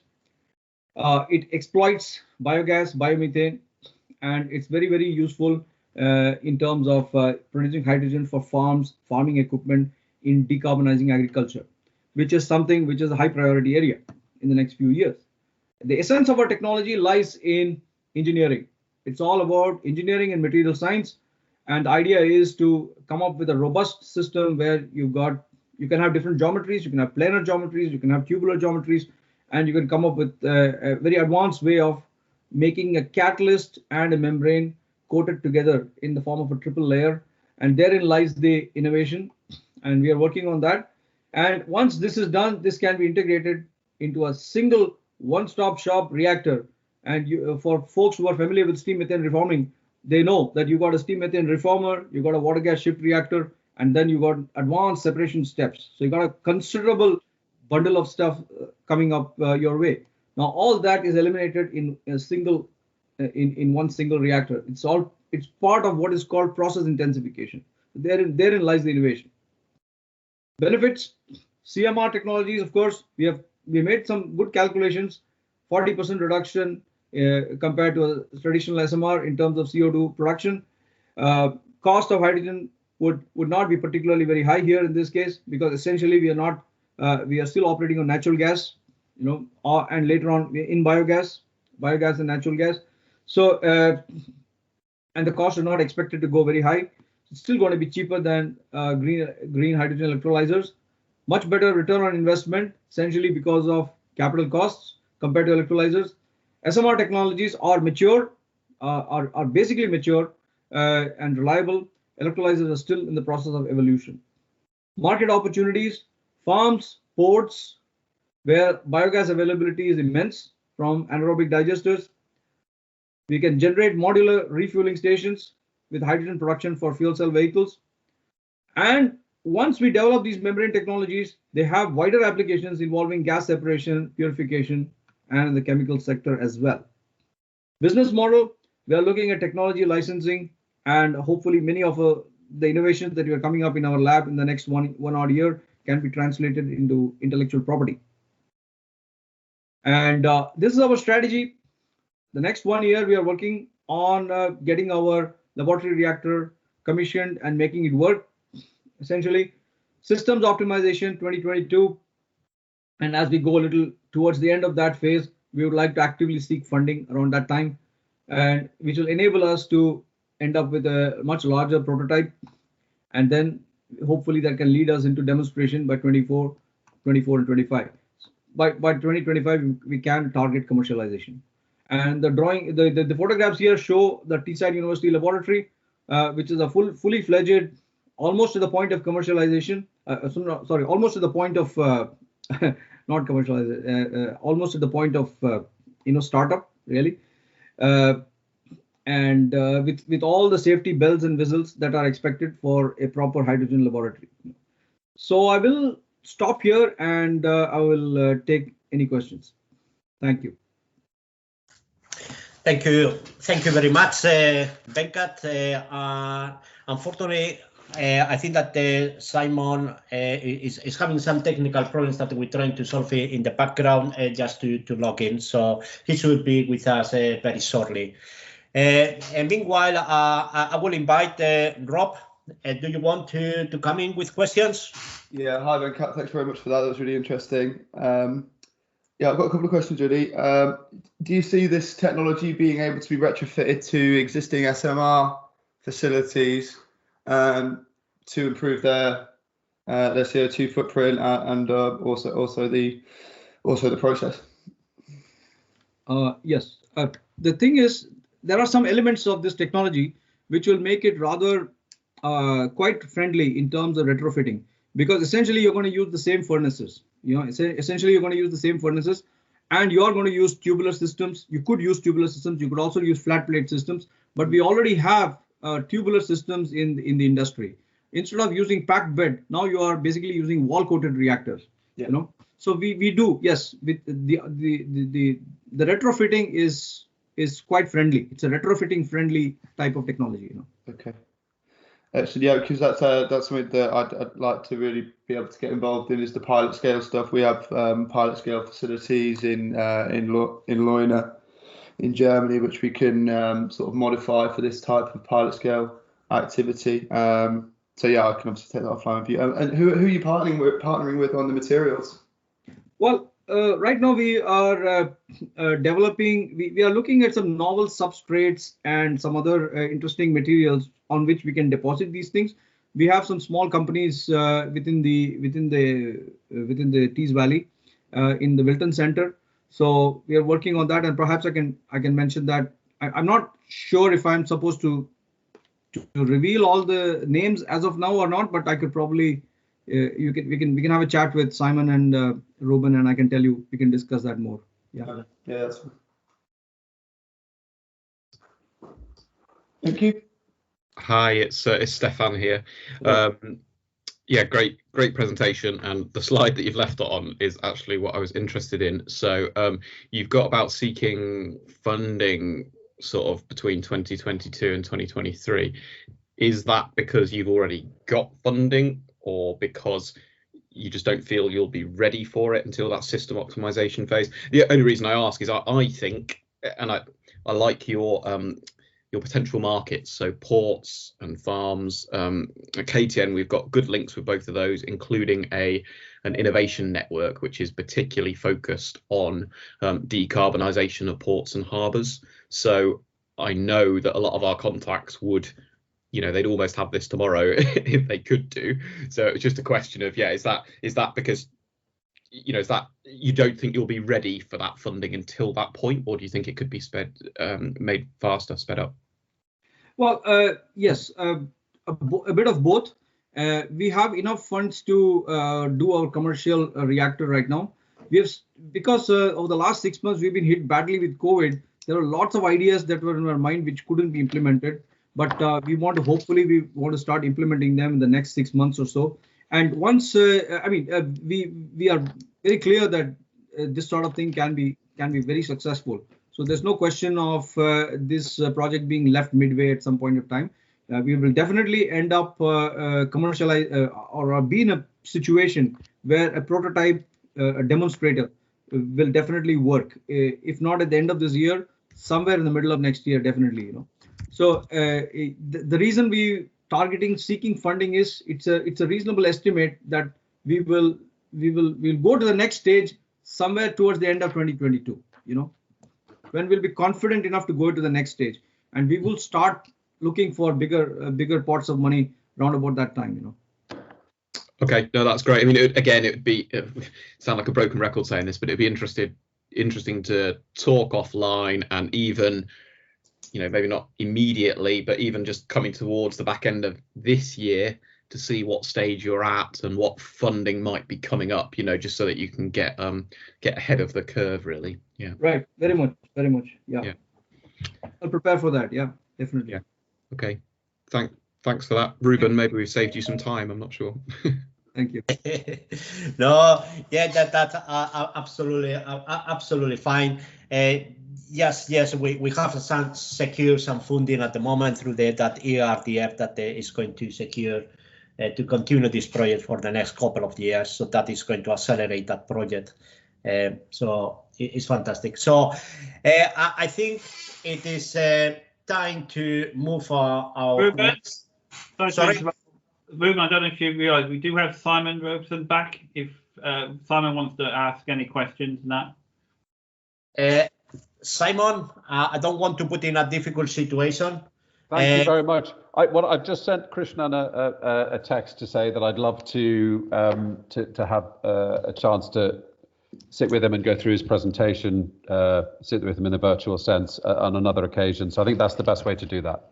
Yeah, absolutely. I thought that also. I'm glad so that we solved your technical problems. So we continue with that, and we give pass our next speaker, Martin Lay from iReco. Martin. Good morning. Good morning, Martin. All over to you. Okay, let me try and load up. Can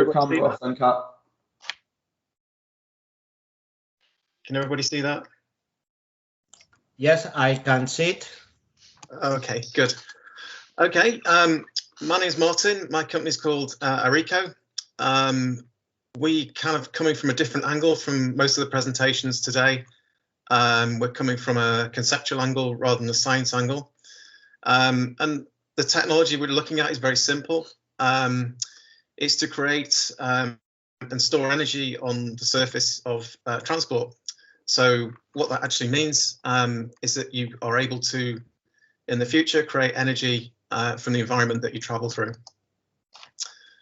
So very simply, I think most people look at hydrogen as have a right feeling for it, but it's not been scaled, it's not been proven.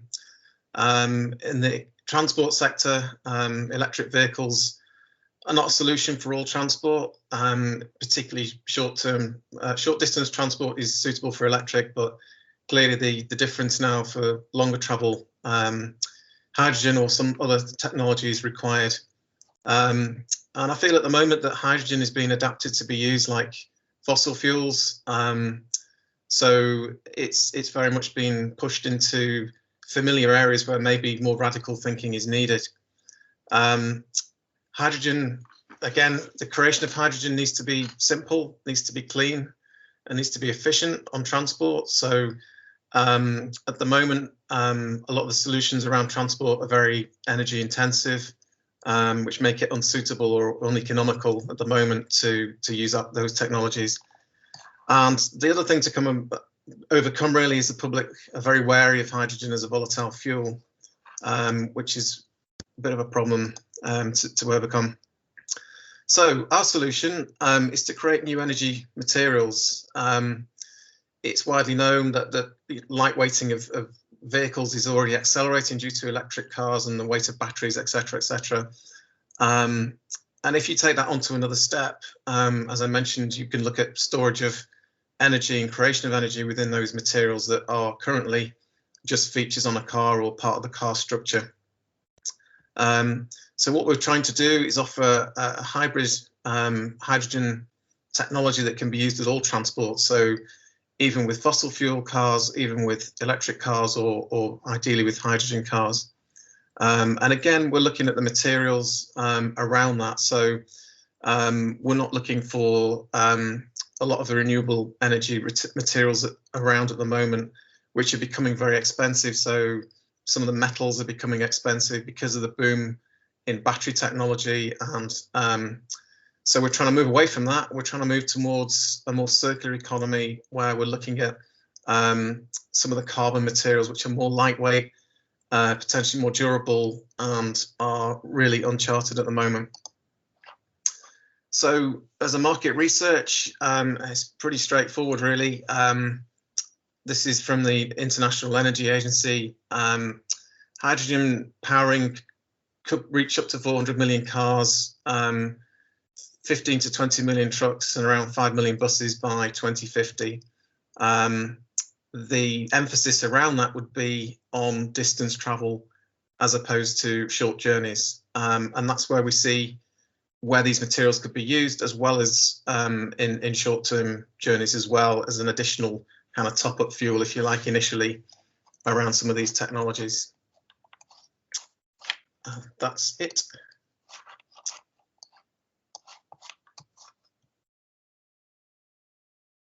Okay. Thank you very much, Martin. So I'll invite the panel just to come with any questions.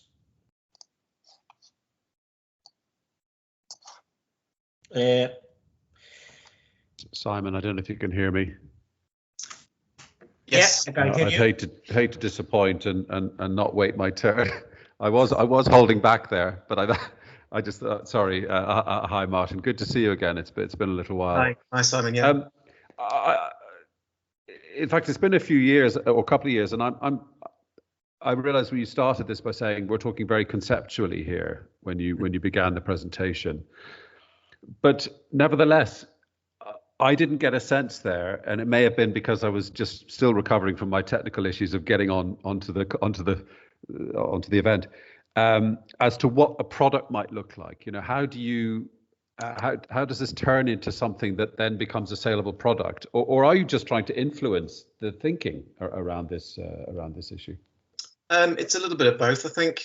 There is a strong concept underneath that. So some of the areas that I'm familiar with are within 2D materials. So the components that are coming together to create these materials is beginning that journey now, if you like. So we're looking into some of the membrane technologies, carbon nanotubes, graphene, all these different materials that are used in certain ways now allow a potential pathway into the concept that we're looking at going forward. I mean, that's not going to happen overnight, obviously, but you know, it's the start of a journey towards an end goal, if you like. So we work with what we know, and we can go from there, really. I'm still none the wiser, but that's probably due to a lack of imagination on my part, for which I apologise. And I feel it's been quite sort of enigmatic here, and it's you know, but that's my problem. I'm maybe just not hearing. So you know, you're talking about creating and storing energy on the surface, through the surface, or through the materials, for example, in vehicles, by using things like the novel materials of carbon nanotubes, graphene, and those sorts of things. It's some sort of energy harvesting activity. Yeah. Okay. So that would be, I mean, structurally that would be combined with other composites as well. You know, we're not just covering the whole car in a membrane, obviously. You know, that's gonna be part of an integral composite as well. You know. There's a very interesting. Thank you. Just last point. There's a very interesting. It's really becoming a private equity fund. It's been so successful in raising money, but there's an organization called ETF. It started as a venture capital fund back in the mid 2000s, Environmental Technologies Fund. It might be interesting just to have a look at their portfolio of investments, because I know that about 10 years ago, they were starting to really take this energy harvesting concept very seriously.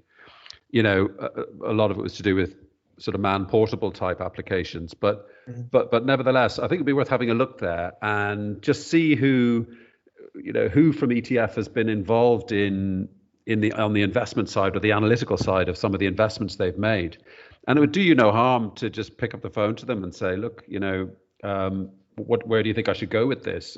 Based on their experience of taking something which on the face of it seemed very, very novel, you know, 5-8 years ago, but which they could clearly see a path to commercialization, hence why they put, I think, low single digit millions repeatedly into companies in that energy harvesting area.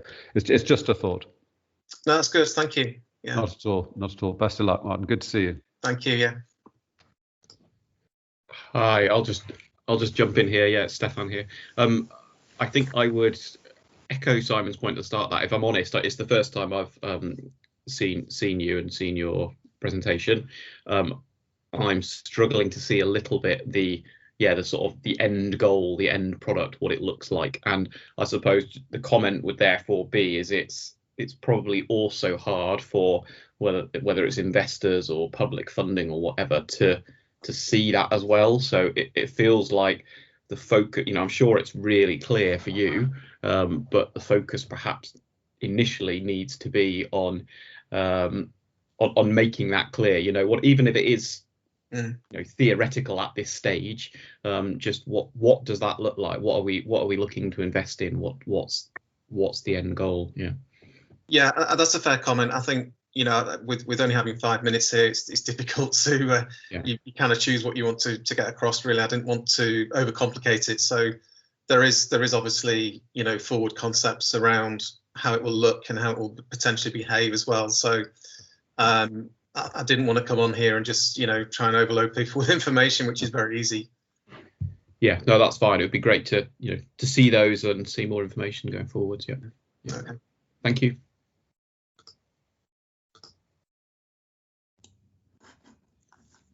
Rob, do you have any question? Not at this stage. Everything. I mean, apologies for echoing, but I kind of echoed Simon and Stefan's points around. I didn't understand what the product was, and I understand that you're into new energy creation materials, membranes, catalysts, that sort of thing, and I get the concept of trying to integrate that into the composite structure of a vehicle. It makes sense. But to be able to ask anything useful, I'd like to go offline and understand a little bit more about the technology. And I'm not sure there's anything that BOC can do to help your technology, but just from a personal interest standpoint and sort of understanding a bit more. I'd be happy to sort of set up a conversation offline. Okay, thank you. Okay, thank you very much. If there is not any further questions, then thank you, Martin, and we move to our next speaker, Matt Candy. Matt? Just to say, Ruben, I've just stuck the link on for Martin on the ETF fund. All right, thank you very much. Very, very useful. Really appreciate it.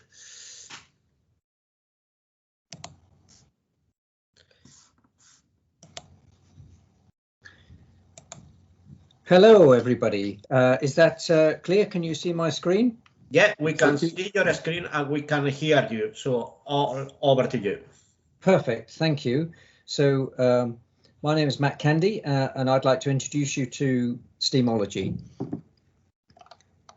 10 years ago, the Steamology team broke the land speed record for a steam-powered car, and the project gave us experience in high pressure and high temperature steam and steam turbines. We broke the record, but we did not smash the record.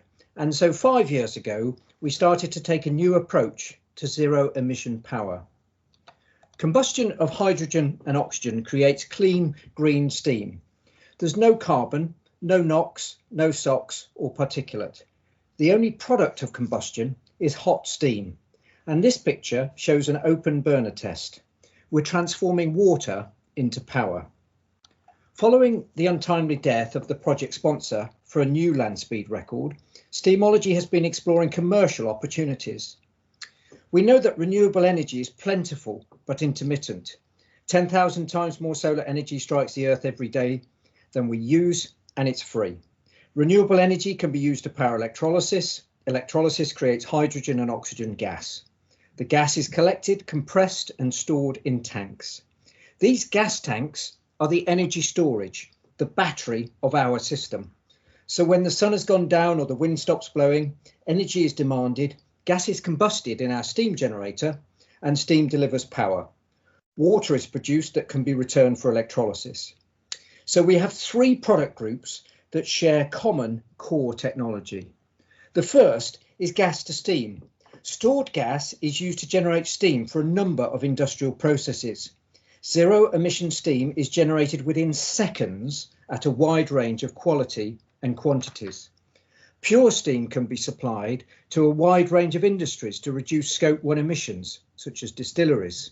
And pure steam can be used for pharmaceuticals, food and beverage sector. Saturated steam can provide zero emission heating up to about 250 degrees centigrade. So for thermal oil heating, we can replace gas and heavy fuel oil burners for the chemical and oil and gas sector. Our second product group is gas to power. Stored gas is used to generate steam, driving a turbine. The steam turbine can provide hydraulic, mechanical and electrical power or a combination. And the Steamology technology is quiet and does not use any rare or toxic materials. It's fully recyclable at the end of life. Gas to power markets include both transport and static applications. We've been developing high power steam turbines for industries facing imminent decarbonisation regulation. Compared to hydrogen fuel cells, we've got three distinct advantages for high power applications: much more energy dense, much longer life, and much more cost effective. And we can use a range of fuel purities. Our third product group is renewable energy storage and electrical generation for on and off grid applications. We are developing a containerized system for renewable energy storage and generation for deployment in Kenya later this year. Zero emission steam turbines can provide mechanical, electrical and hybrid power for railway drivetrains. Working with Viva Rail, we completed a 100 kilowatt range extender project, delivering 750 volt DC for the traction motors and for battery charging. We have a passenger rail diesel engine replacement program.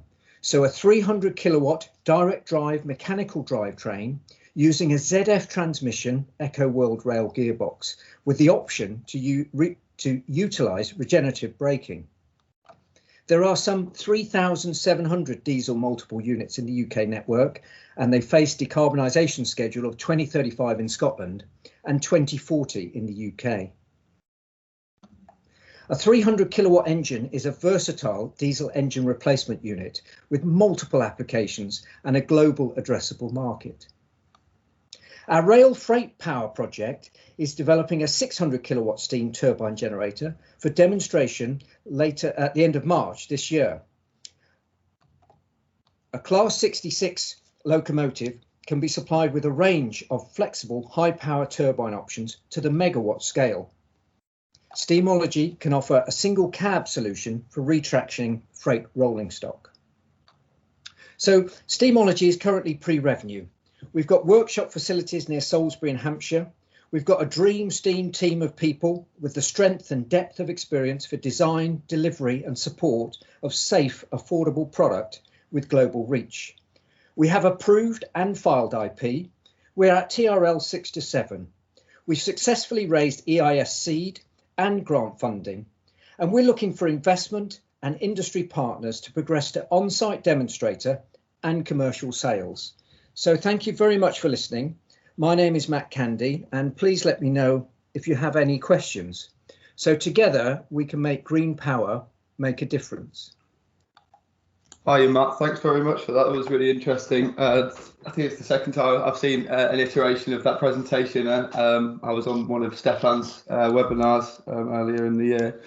Can you just give me some information around efficiency comparisons for your system compared to fuel cell? Because I'm sure you'll be aware that There are several efficiency losses along that point. So wind power 30% efficient, electrolyzers 65% efficient, fuel cell probably about the same. So can you give me some detail in the comparison of that, please?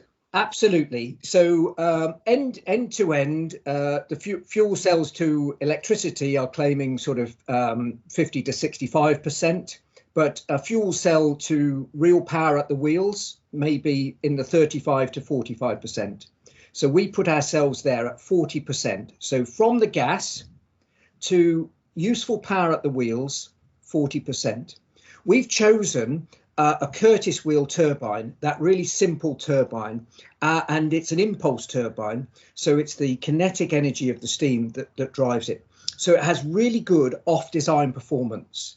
So whereas you get quite a peaky curve with fuel cells, and you get the really good percentages when they're not a flat chat, and then you have to use batteries and such like, we've got really good sort of off-design performance. So we've got a flat curve. We don't need high purity fuels. So in a closed loop system, if you're generating the fuel, don't go to 5 nines, just go to 98%.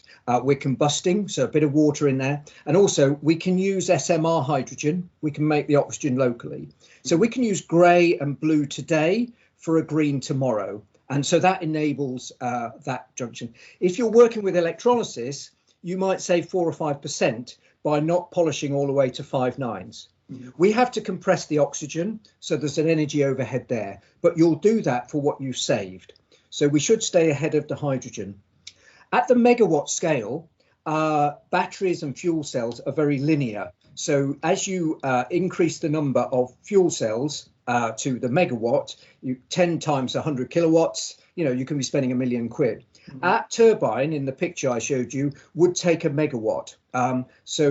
We don't have a linear expansion, we just add more steam generators. So as you get to high power applications, we're much more cost effective. The life of the components is much longer than the sort of 20,000 hours fuel cell. There's very few moving components.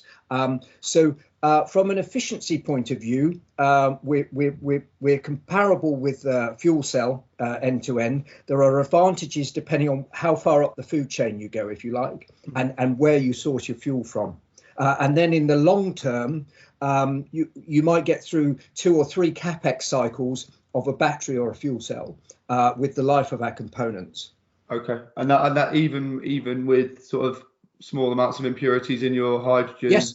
Even SMR hydrogen, you don't get any corrosion on that turbine, anything like that. No, we're very happy. We just got the one turbine in the thing. So we brew in the steam generator at 40 bar, 400 degrees centigrade, and we swap the temperature and pressure for velocity through a de Laval nozzle. Yep. So when it goes over the turbine is spinning at 9,000 RPM, relatively slowly, in a relatively cold stream of gas, 110 degrees centigrade.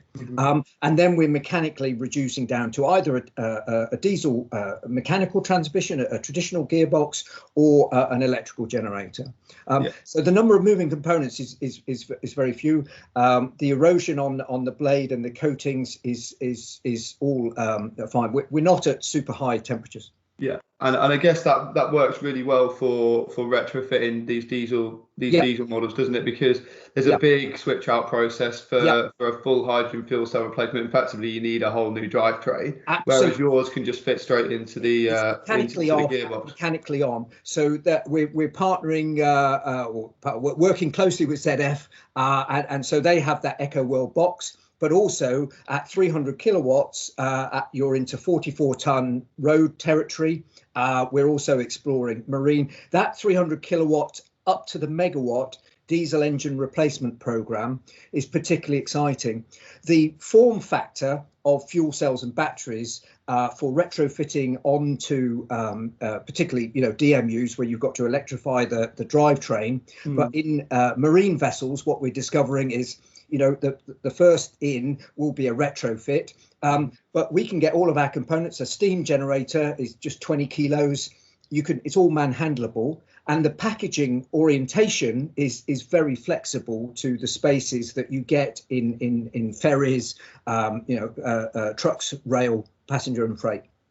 And just final one for me, because you're effectively harvesting the oxygen and then recombining to create your steam, and traditional fuel cells are combining oxygen from the air, are there any advantages in terms of the amount of hydrogen you use compared to standard fuel cell applications? No, so we're doing the same thing. If you combust in air, it's very high temperature, so the combustion is at 2,500 degrees C. You get a lot of NOx, so that we go through the pain of taking the oxygen to get the purity and to introduce the steam at that point.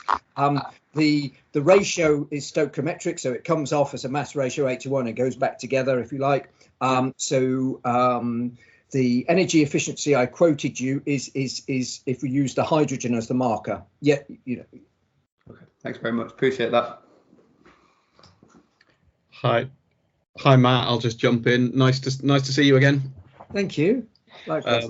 And very comprehensive answers to Rob's questions. I suppose mine are a little bit less technical. So one was around the containerized solution that you were talking about taking to Kenya, which I think sounds really interesting and possibly fits with some conversations we had earlier this morning around, I suppose, have you, I guess perhaps in Kenya you've got a very specific use case, but have you considered that in the UK as well? Because I could imagine for rural communities, agriculture. Well, we're talking about ports. We're talking so with the EEF 8 coming up, we're looking at cold ironing.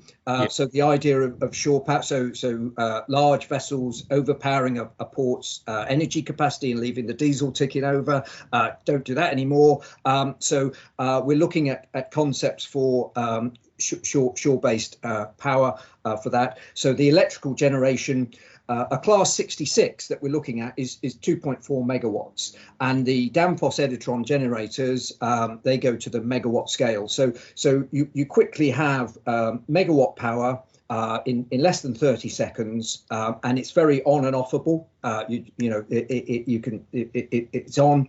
We've got high torque response, so we can beat the throttle response of those large diesels. But absolutely, static power is something. So the one we're taking to Kenya is an example all the way through of we're working with Strathmore University with an Energy Catalyst 7 project. So that you mentioned the Energy Catalyst earlier, and that they have 600 kilowatts on their roof and a sustainable energy research centre. So fantastic partners in Nairobi. We're going to use their electric, our own electrolysis in the container, gas supply and power as a demonstrator.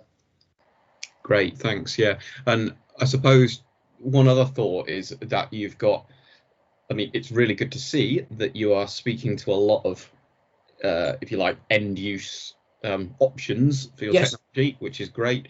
I suppose the question would just be, I mean, particularly the rail seems possibly the furthest developed or the most developed. Do you have a sort of time scale for, assuming you do get the funding you want, at the time scale when we could actually see that sort of commercial product? Well, the steam generator is ready to go. So the steam generator is the same product, whether it's driving a turbine or not. So the steam generator is patented, ready to go. So we've got conversations with distilleries and such like.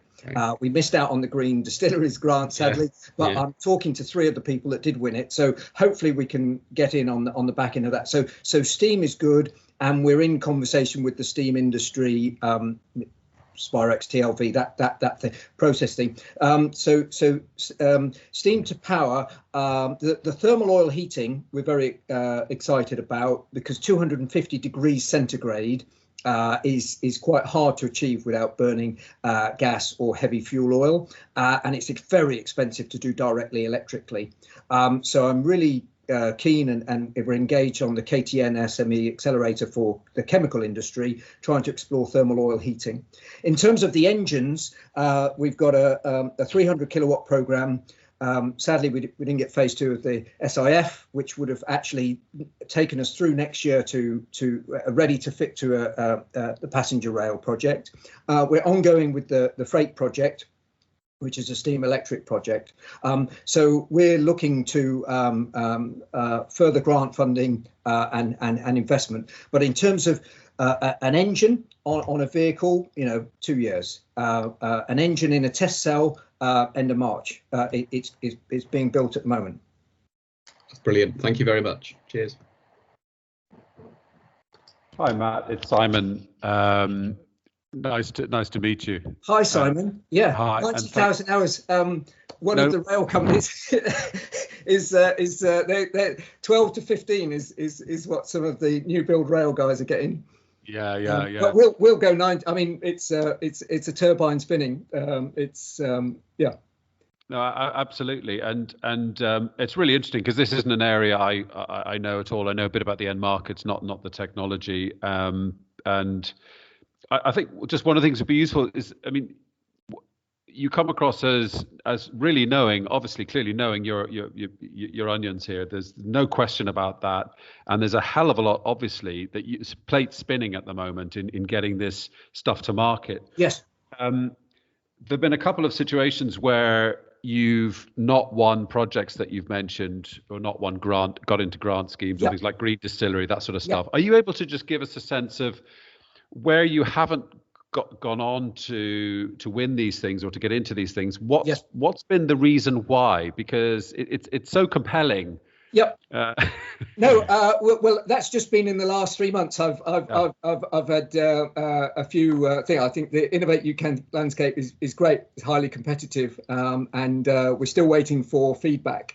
So we've got runway for the next year with our current projects, and we've the technology was moving on. Very sadly, Charles, the land speed record all came to a halt. And so this commercialization journey has started with grants and a small amount of seed investment. We're at a point now where the distraction of the grant deliverables to the commercialization and our skills base is such that we really should look to the market to get some investment scale. We've got some very interesting conversations going with big people, but we're 10 people, and I'm the most commercial facing person, as you can see. So that's not. So we've got a skills gap to commercialize, and rather than going for the grants, we should focus on money to scale up. And just when I got very clear impression that the steam generator is a turnkey product. Yeah. That gives me the impression that this is a product that has been operated in not in a kid-gloved demonstration way, but it's actually been, it's had live, full commercial exposure to what happens when you put products, into live operating environments. And as we all know, that can be very different from the kid glove environment of a demonstration. Yeah. No, so is that right? So it has actually been. We've not been off out of our test cell. So this is exactly what we're looking to do. So we've run it at our test cell. Can we really say? Do you think we can say with hand on heart that it is therefore turnkey, or do you think what we're really saying is we're at live demonstration stage, at which point we're likely to learn a hell of a lot and need to do some tweaks, as is often the case? It's development. So we got the patent, and I think the 6 to 7 TRL I put on that is there or thereabouts. Self-explanatory. Yeah. I just think it's just about language sometimes, and often it's a very subjective thing, and I've got a very different way of, when I hear words like turnkey, I'm thinking about combustion engines, not. Our unit and a part of what we're trying to go, and we're being focused in the application and the part, is to get an on-site demonstrator. We need to get off and on, and in a static environment. Particularly somewhere like distillery, where it's really a low pressure steam environment. That's great, because the integration expertise. So we don't, Mark and the BOC guys and some of the big steam companies, the integrators. And it's working out that and the commercial model. Okay. And to become last question, to become you know, a product that you really can describe as turnkey and give a sort of, you know, give a proper commercial warranty to, which for us as investors and advisors is always a key watershed. Yes. What is that? What is that numbers of hours of operation? What would you need to achieve? Is it 20,000 hours, or is it, you know, to be able to have that confidence? Yes. Warranty? Yes. For the steam generator, we've got an awful lot of data, but you'd want to put it into a system and get it running. So that's definitely. So 20,000 hours. Looking. 20,000 hours. You think is that the sort of industry standard for what you're trying to do in the markets you're trying to approach, to be able to say to them, look, we know this is not going to fall over. We might need to, there might be some consumables, but we know what they're likely to be. We know how often you're going to need to change those out. Yeah. If it's 20,000 hours, you know, then that just helps me get a sense of how far you are from having a commercial product. Sure, and we can break that. So yes, it's a simple answer, and we're installing the dyno that we're installed at the moment, and the different components you can run as sub assemblies and full assemblies for that. I could talk you through that, but yes, we need to go through that phase. That's very helpful. Thank you. Is any more questions? Nothing from me, Ruben. I came in a little bit late to this one, so I'm just listening to what all the guys are saying. Oh, okay. Thank you very much. Matt, it has been a brilliant, a very exciting presentation. I have really enjoyed that. Hello to everyone again, and welcome back to the Pitch Your Hydrogen Technology Idea webinar, this is a webinar that is organized by Teesside University through the ERDF project, Tees Valley Hydrogen Innovation Project. That the project basically is partly funded by ERDF, and what we're trying to and what it offers is free services to companies in the Tees Valley region to provide free services to develop new products and processes. So any company in the Tees Valley area that is interested to get or to find out more about the hydrogen agenda is more welcome to contact us and to discuss the requirements further and find out how we can support them.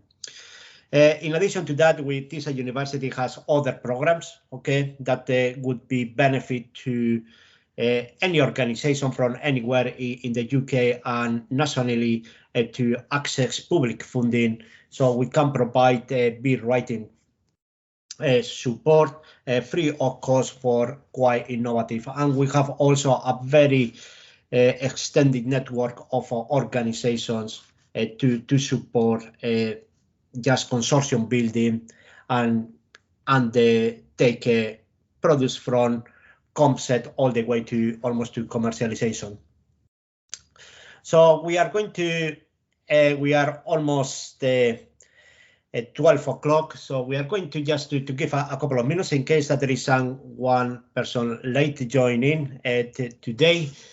And just a quick reminder that if you haven't done yet, please input your contact details into the chat. That is a requirement that for our ERDF compliance, as we have delivered this kind of a webinar. So it's a minor effort to all of you, but it's a big help to us.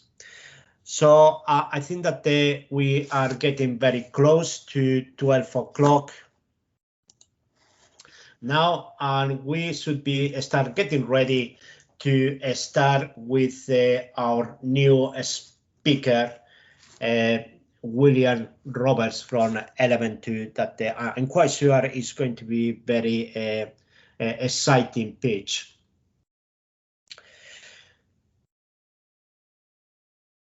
So yes, we're ready, William, if you want to. So William, whenever you are ready, I think that we are ready to start.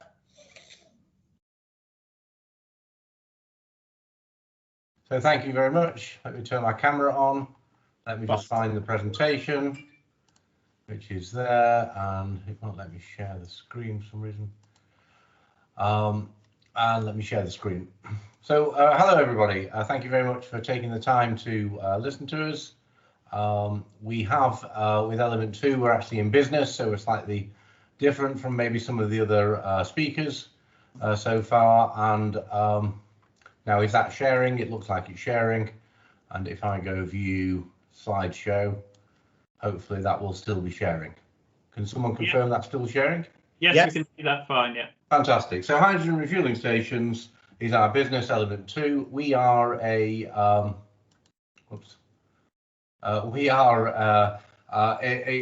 some people often say, well, why are you Element 2 if it's hydrogen? Surely that's Element 1, and that is true. Hydrogen is the first element in the periodic table. But we're Element 2 because we see the market for hydrogen in 3 stages, having 3 major elements in it. The first element, of course, is the production. And the second element is distribution and dispensing, and the third element is the consumption. And where we fit into this is Element 2 is in the distribution and dispensing. So our business is about establishing a network of refueling stations. We're based in Skipton, so we're not strictly in Teesside, but Teesside was in North Yorkshire, like Skipton is until fairly recently anyway, certainly within living memory. So we're on the borders of Teesside. In terms of our business model, then we're establishing a network of fueling stations.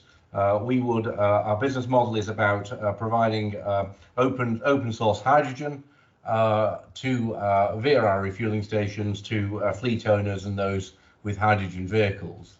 So we're very interested to talk with anybody who is producing hydrogen, of course, and if that hydrogen can be produced cheaply and cleanly from biogas or elsewhere, that is very helpful. Our business model is about aggregating that hydrogen production, bringing it together, transporting it using our own tankers to the refueling stations, and then dispensing it to fleet owners. So we're also very interested to talk with people who are following a clean air agenda and want a refueling station in their locality or on their premises, or indeed already have a fleet of hydrogen vehicles and are interested in the refueling solutions to keep that fleet moving night and day, every day of the year, because obviously keeping the hydrogen security of supply is very important if you're operating a fleet. In terms of our pitch today, I think then we're looking for who we are. So we're a privately funded small business. We're not a big business. We're not associated with any major oil and gas or any other large corporation. And that's why we're looking for local producers and distributed producers of hydrogen. Our unique offer is the open hydrogen platform. We want to make sure our refueling stations also have a variety of configurations. The research angle we're particularly interested in pursuing is not just the acquisition of this cleaner hydrogen, but also integration with smart cities. Cities want to know in real time where their fleets are, particularly if the city owns the fleet, if it's municipal vehicles. They want to track, they want to know the consumption, they want to know also the clean air implications as well. So is the hydrogen making a difference to the clean air in the city, also to the carbon dioxide emissions as well? So the configuration there, and we see refueling as a core part, by the way, of running a city, going forward, particularly as vehicles become more automatic as well. So that sort of integration is a research area we would be interested in following up. I know that no one's mentioned that so far, but I live in hope that universities in the north and northeast will be pursuing that at that angle, as well as the chemistry of hydrogen. The services we offer really is hydrogen refueling for fleet operators. We provide hydrogen supply to other refueling points. So because we're aggregating and distributing hydrogen, clearly we're doing that with tankers. That can be done to anyone's refueling station, not just our own. And hydrogen distribution and storage, of course. One of the big issues in hydrogen refueling is, where do you make the hydrogen? If you've got biogas, if you've got a large wind farm, then why would you export the electricity through the grid to the hydrogen station to run an electrolyzer? If you've got biogas, you're not going to ship the gas to the refueling station to convert into hydrogen there. So what we see is actually, even with distributed production of hydrogen, a number of locations where the hydrogen will have to be collected in tankers and brought to the refueling points. Certainly in the near term, certainly in the medium term as well, before the gas grid connects up every wind farm and solar farm and biogas plant in the country. So the partners we're looking for today, and the reason we're here today, by the way, is to do a bit of networking, is fleet operators, fleet owners, people with sites who may be looking for a refueling station on that site, hydrogen producers, of course, and people who are going into hydrogen production, particularly if it's greener or cheaper than anybody else, and manufacturers and integrators of refueling station components. So that's really us, and that's the end of my presentation. So I'm very happy to open that to questions now. Thank you very much. Okay, thank you very much, William. Questions from the panel? Hi, William. It's Jordan Darg here. Sorry, my camera's not kicked in yet, but it will in a couple of seconds. So I'll just talk at you anyway, if that's all right, William. So thank you for your presentation. Obviously, it was really brief. But first of all, I just really wanted to understand the concept a little bit further. Obviously, the way that I picked this up was that it was quite a simplistic approach, and I just wanted to make sure that I had that right in my mind before I asked any further questions. I think that's very true. Business is very simple, and it is 5 minutes as per the instructions, by the way. So yes, business is very simple. If you can't explain your business in 2 or 3 minutes, then it's very difficult to buy and sell anything. So yes, it is a simple approach. We have a simple business proposition, which is why it's pretty good. This idea of open hydrogen. So we are not tied to any one hydrogen production. What we will do is a bit like a milk round. We'll go around everybody with a wind farm, everybody with a solar farm, people with biogas units, so those who have those, and we will collect hydrogen from them, and then we will put them through our refueling stations. Yeah, fantastic. I like the sustainability factor of it as well, to be honest, in terms of how you're collecting and reusing and so on. So first of all, in terms of my questions, I just really wanted to ask you, William, as well, in terms of where the business is now up to, in terms of where are you at today and actually where you're wanting to head towards, and if that does involve, an element of private investment being needed at this stage as well, William. Well, all businesses that are growing want private investment. We're always looking for investors to invest in refueling stations. So refueling stations are not cheap, and that is the thing. But what we're really looking for more than anything else is for people who are investing in hydrogen vehicles, in fleets, in hydrogen. Maybe I should put a question back to yourself, Jordan, by the way, which is, what is the correct term for making a fleet run on hydrogen? You can say electrolyze or electrify a fleet, but what is the right way for saying it for hydrogen? So really what we're looking for is for people to be making their fleets, converting their fleets over to hydrogen, and then we can provide that refueling service to them. Okay, and I guess with that though, obviously there's an element of education to be able to do that. So I guess obviously that's one area that you're looking at, but I'll go back to the question that I asked, if you don't mind, William. Yeah. Where is your business at now, and where are you looking to get to? Well, we are we've got our to it, but also sorry, William, again, I lost you there a second. I got the first question, Jordan, which is I think where the business is now and so forth.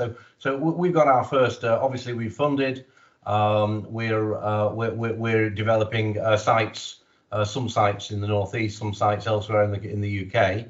As we speak now, we have our components lined up for those sites, and we know how we're going to build them. But how we're going to build them in the future could change. There will be better materials, better components, and of course, local supplies of hydrogen is the area we're reaching out to today. Okay. And are you in a position? We will be looking for more investment. So yes, as we grow, we will be looking for investors to join. Okay. And are you in a position at this moment in time, William, because I appreciate you might not be, in terms of maybe being able to highlight the amount of investment that you could potentially be looking to raise at this point? Well, I suppose so. I mean, if we were looking at, to build a network of 50 refueling stations, and each of those 50 refueling stations would cost, maybe £1 to £2 million each, then you're looking at £50 to £100 million for the project finance to go into those refueling stations. Well, that would be over a period of time, of course. Yeah, overall. Okay, wonderful. Thank you very much, William. I'll let one of the other guys ask a question now. Can I just ask CEM to turn his camera off, please? Yep. Who wants to ask a question from the panel? Yeah. Hi, William. Thanks very much for that. I appreciate your time. So can I just clarify? Are you building bespoke refueling stations dependent on demand profile? Well, yeah. I mean, the thing is, you want to, when you build a refueling station, you clearly want to make sure there's a pretty high initial utilization in order to make it financially viable. But it's not the case that every single one of them has to have that. So in some cases where the site is near a hydrogen producer, so it may be near a waste to energy plant, and that obviously has a byproduct of hydrogen, then they want a hydrogen refueling plant anyway, because they've got the hydrogen, and they think that if they build the refueling plant, then it'll encourage the take of hydrogen vehicles. So I think, Robert, the answer is mostly yes, but in some certain exceptions, there are always exceptions, we will build the refueling stations where the initial demand will be limited. Okay. And where do you see your USP being in terms, because obviously there are quite a few people doing containerized refuelers. We at Linde do quite large scale bespoke refueling stations based on electrolysis or small scale SMR with biomass or biogas. Sorry. So where do you see your USP?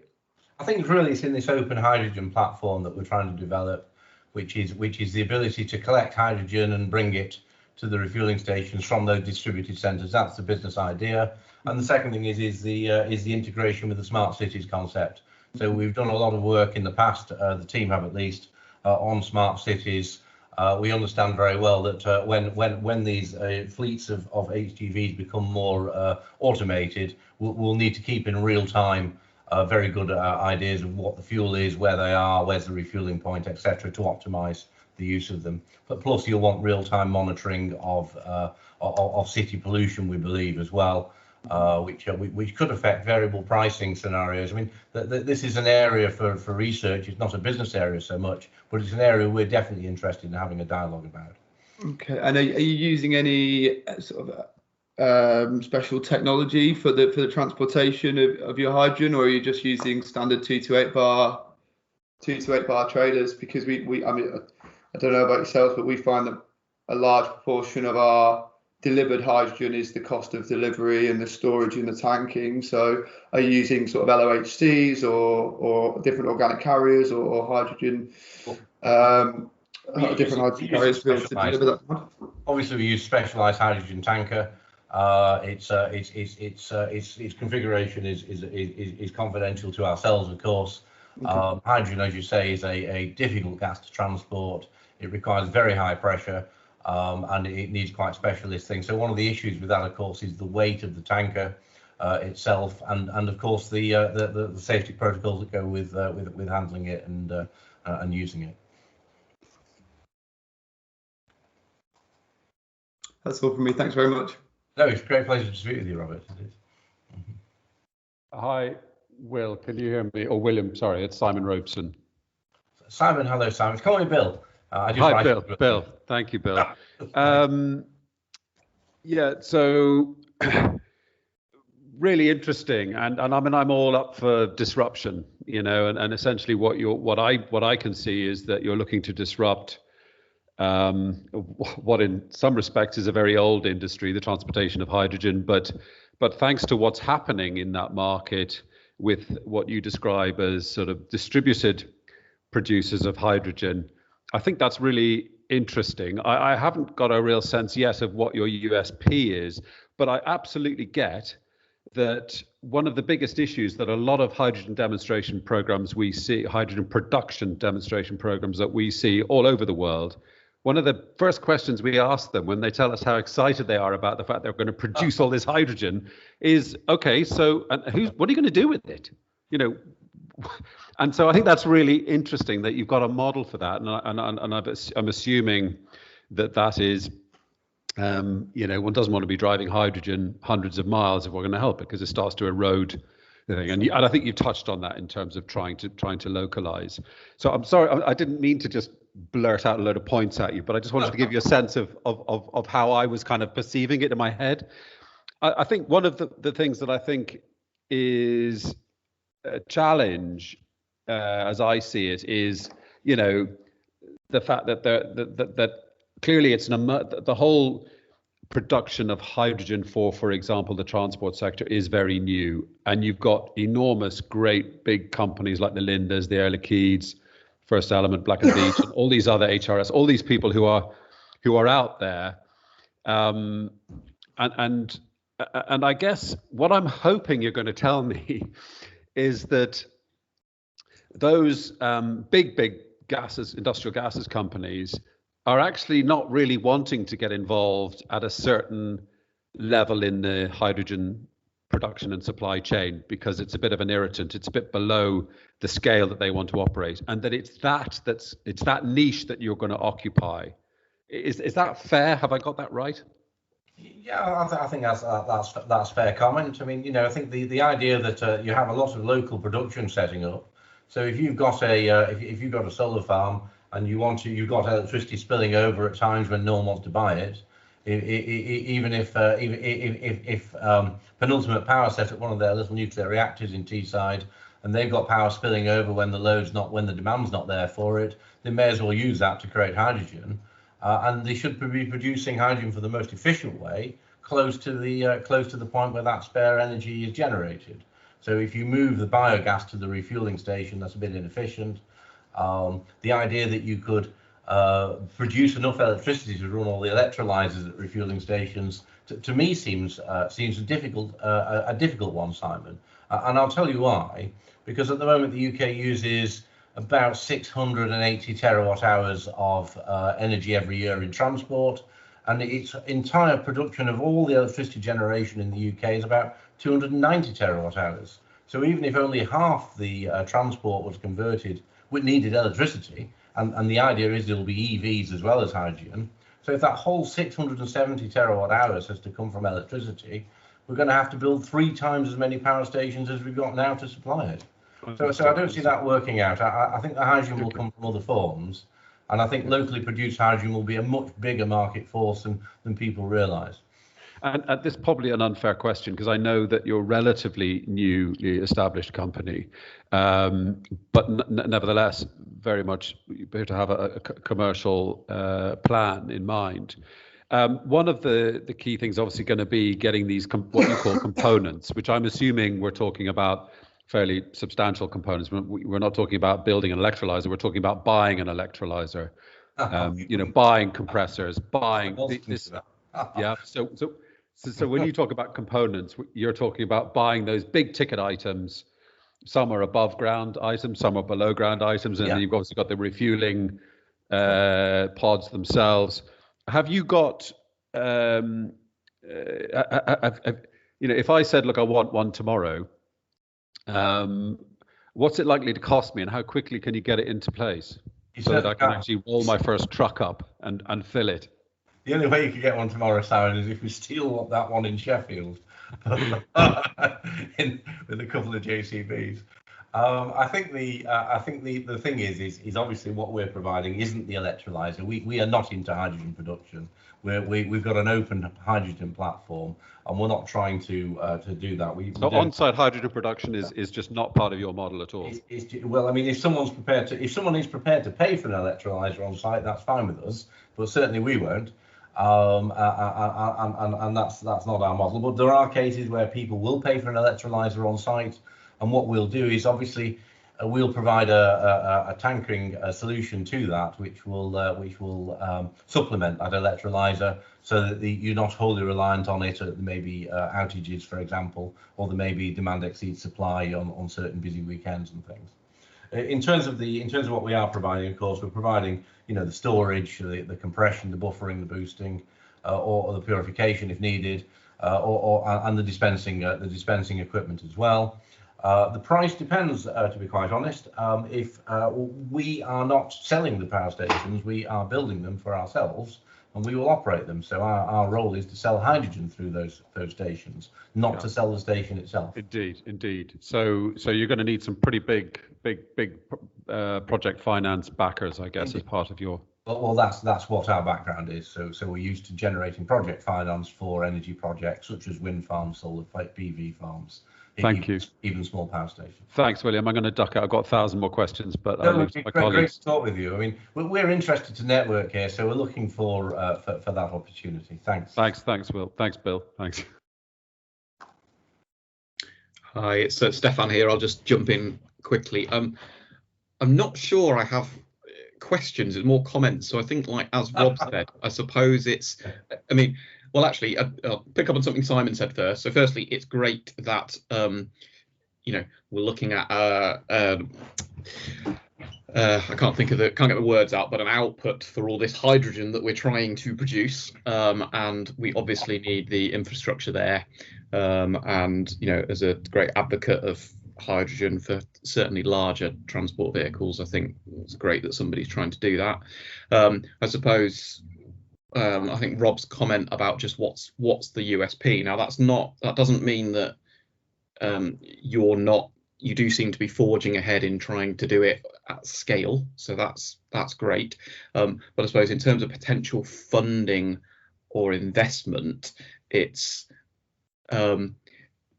doesn't feel like you're doing something unique in terms of technology, or possibly doing something unique in terms of rolling something out, but what's to stop other people doing the same and catching up, I suppose, would just be a overarching comment, and I may have got it wrong, but yeah, that's my thoughts. Yeah.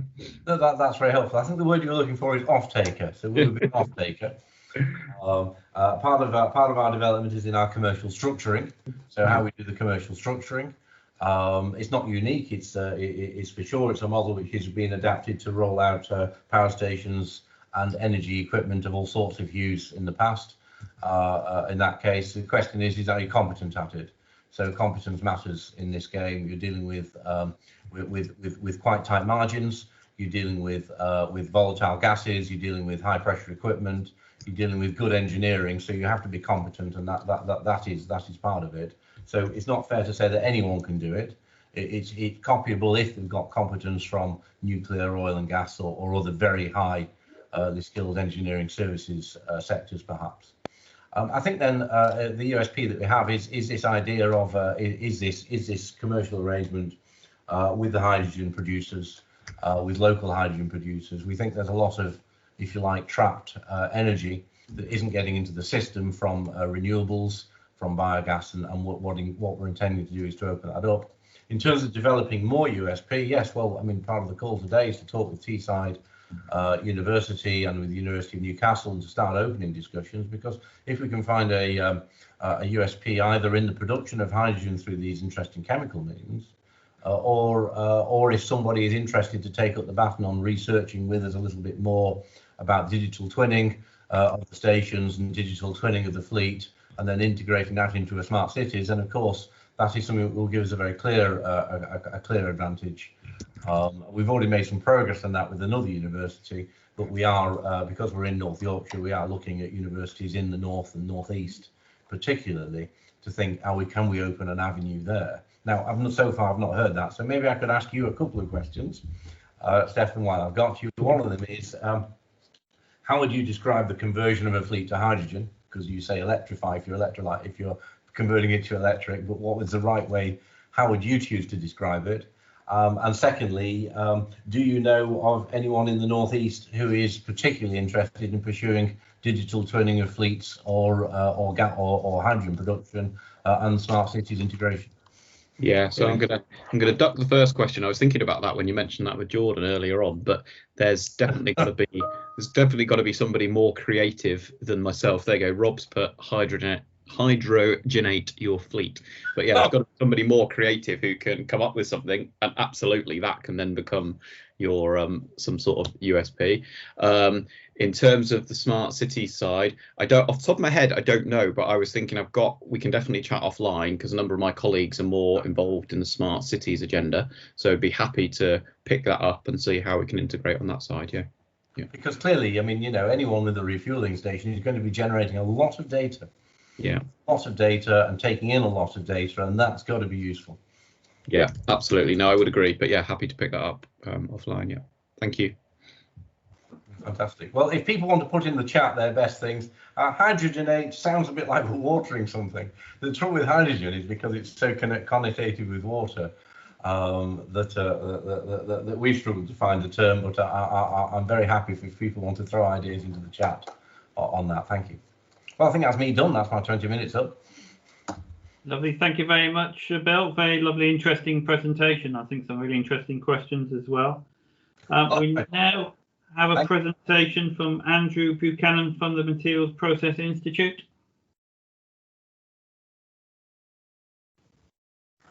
Hello. Can you hear me? Yes, can hear you, Andrew. And you can see me as well. Yep. And surely it's just decarbonise your fleet, is it not? Is it not as simple as that? You're decarbonising your fleet. But that would apply to biomethane, wouldn't it, still? Well, it can apply to whatever you want it to, but it still is what you're doing. Yeah. No, I would agree. One of the biggest challenges with the renewable industry is that they always compete against each other. It's the whole thing's the same. We're all trying to do the same thing. Anyway, there you go. That's just my fourpenneth. Let me share my screen. Slowly. Again, please give me acknowledgement if you don't mind it. Yep, I can see that. So yeah, low carbon steel making.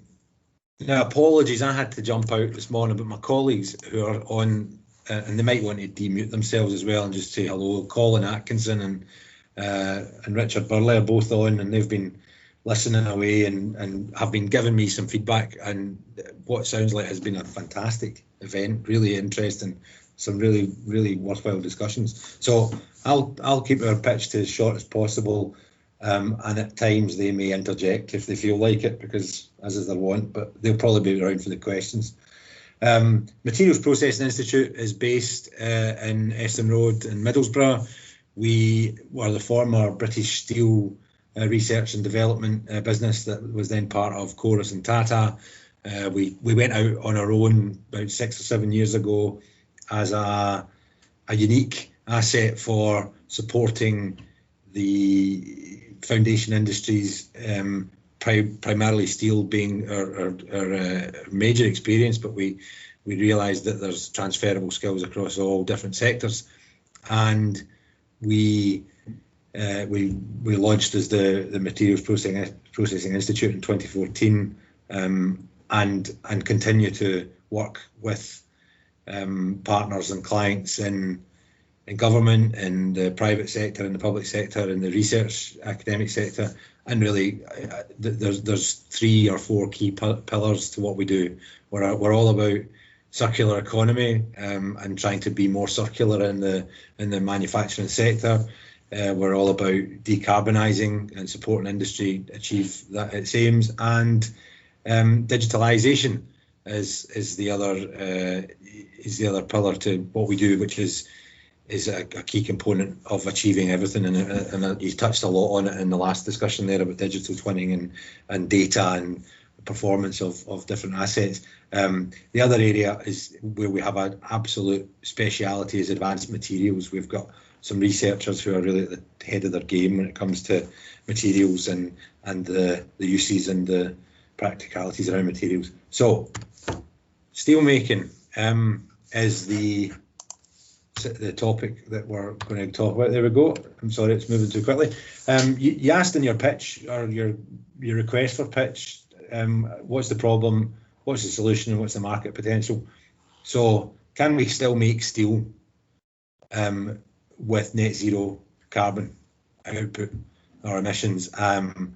Because if we can't, then, well, we're in trouble, because steel is a critical material, and we still need it, and we will always need it. So we'll explain a bit about the solution and then lead on to what we at the Institute are trying to do. This graph that I'm presenting was actually, it's a couple of years old, but it's a fantastic demonstration of the challenges from the signing of the Paris Agreement and the sort of the old net zero agenda started to get to 2050. Million tons of CO2 we're at and that we want to get to, but then the growth and demand that there's going to be over the next 35 years. So it's not a linear problem. We're going to keep growing. There's going to be a bigger demand. So we need to come up with ways to get the intensity down. And down the right-hand side, there's some of the answers. Identify low carbon technologies, increase the use of hydrogen, both as a fuel and as a reductant, and that's the point we'll come on to in the next slide. Be more efficient and reduce the energy needs.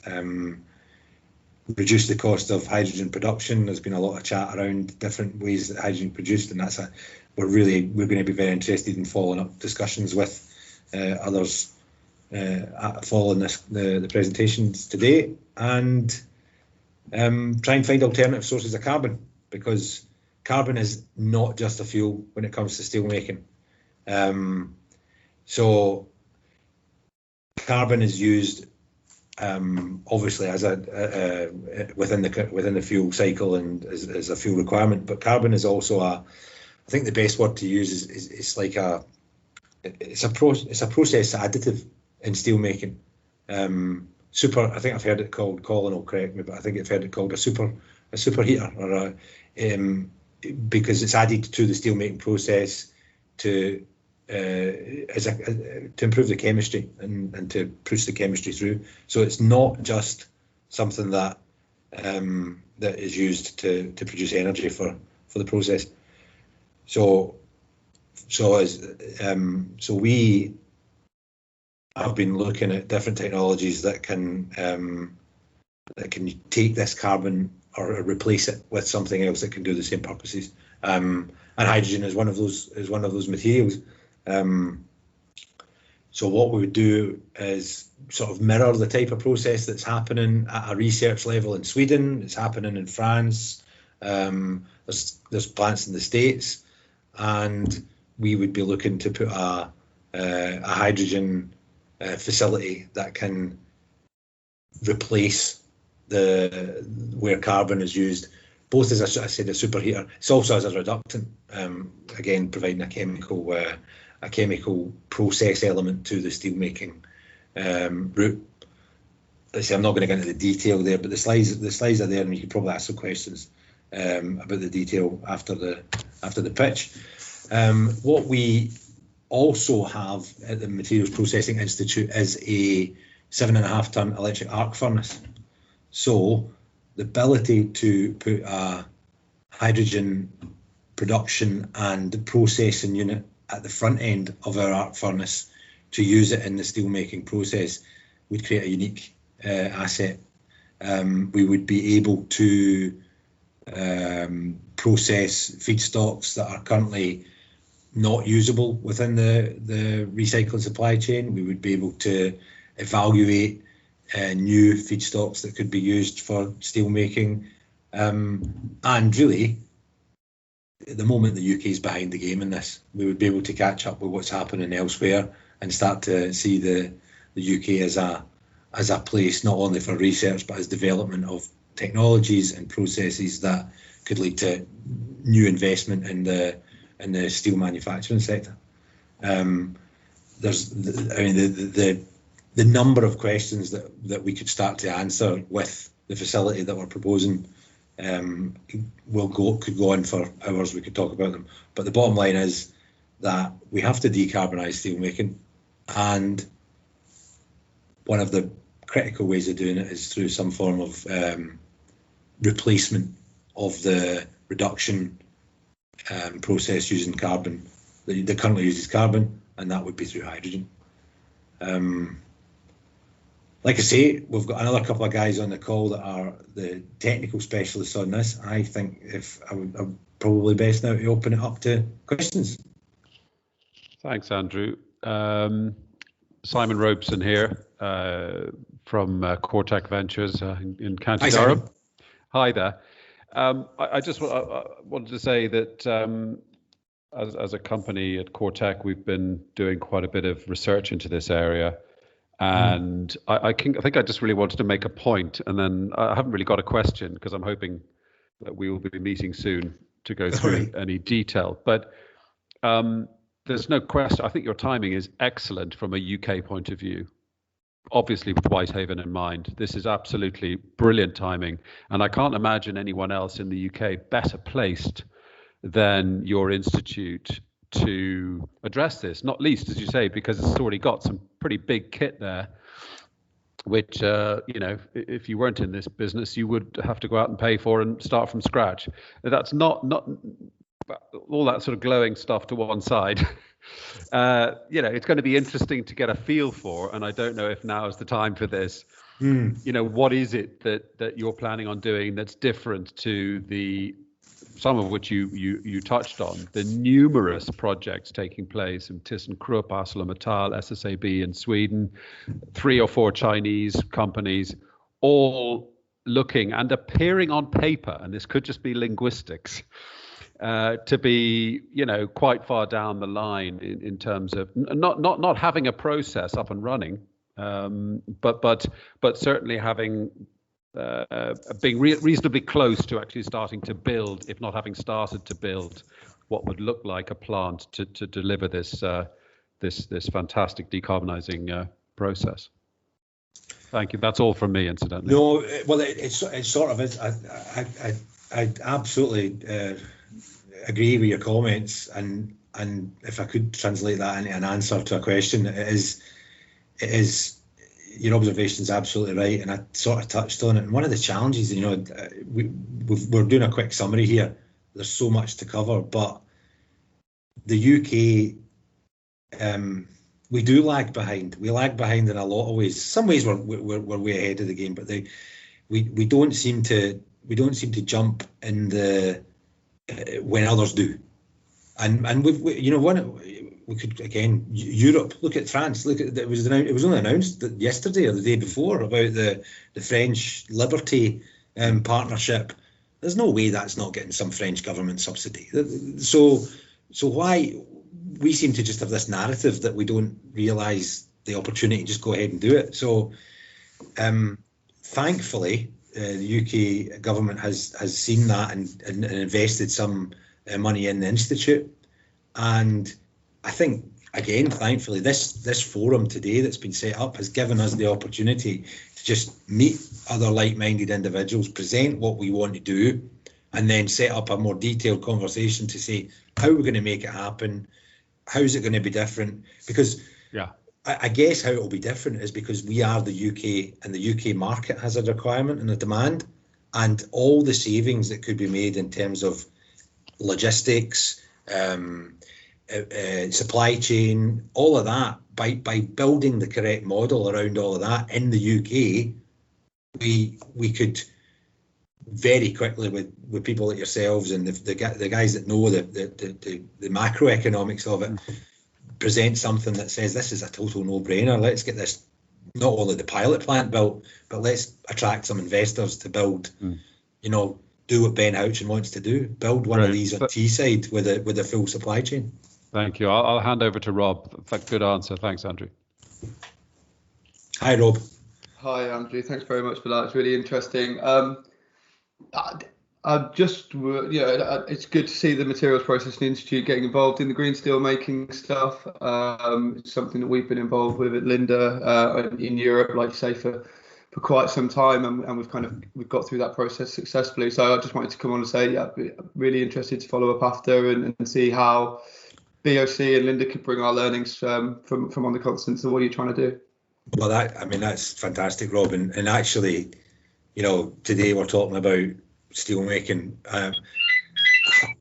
Hydrogen is critical. So we want hydrogen. We want to understand how hydrogen and the different ways of making it can go into the process, and we want to understand how. Yeah, so you know, your offer of further conversation is fantastic. It's music to the ears. We really want to do that. So great.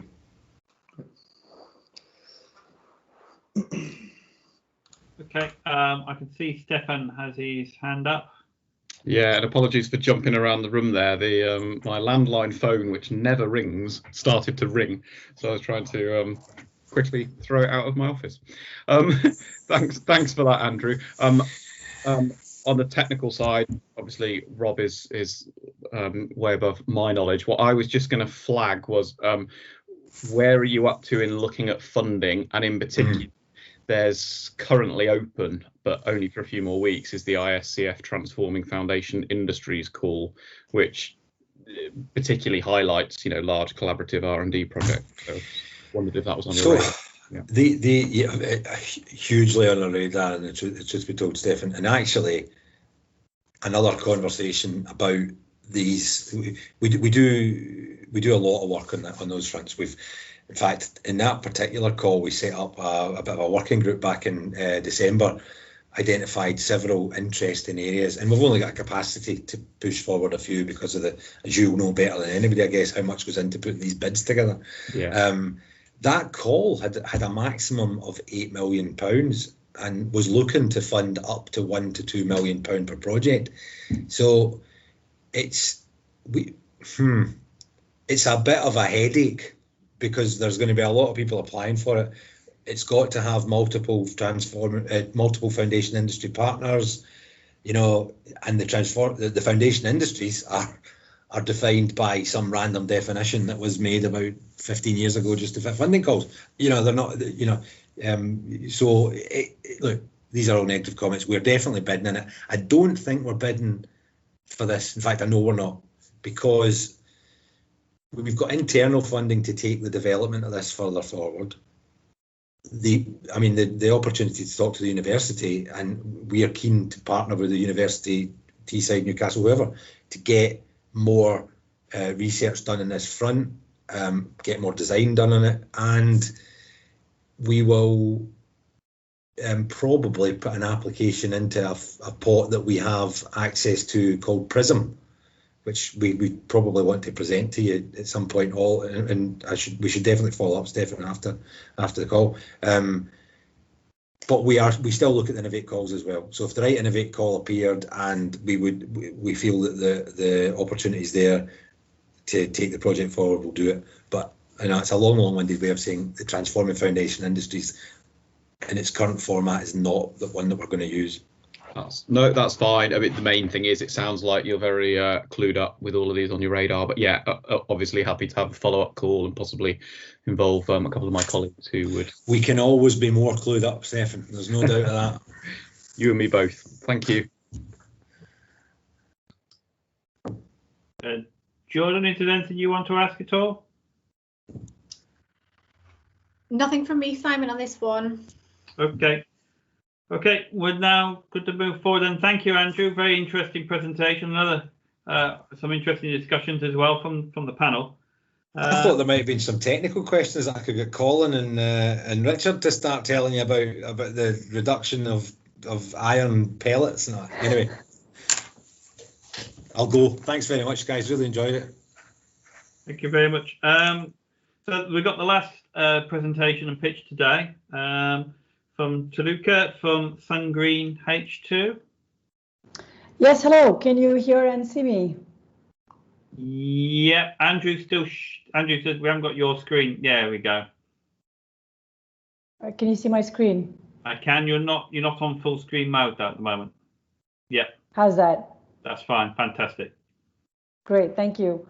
Hi, everyone. I'm pleased to be talking to you today about SunGreen H2. We are building a breakthrough modular green hydrogen production technology, which we believe allows us to bring deep decarbonization to the transport, buildings and energy storage sectors.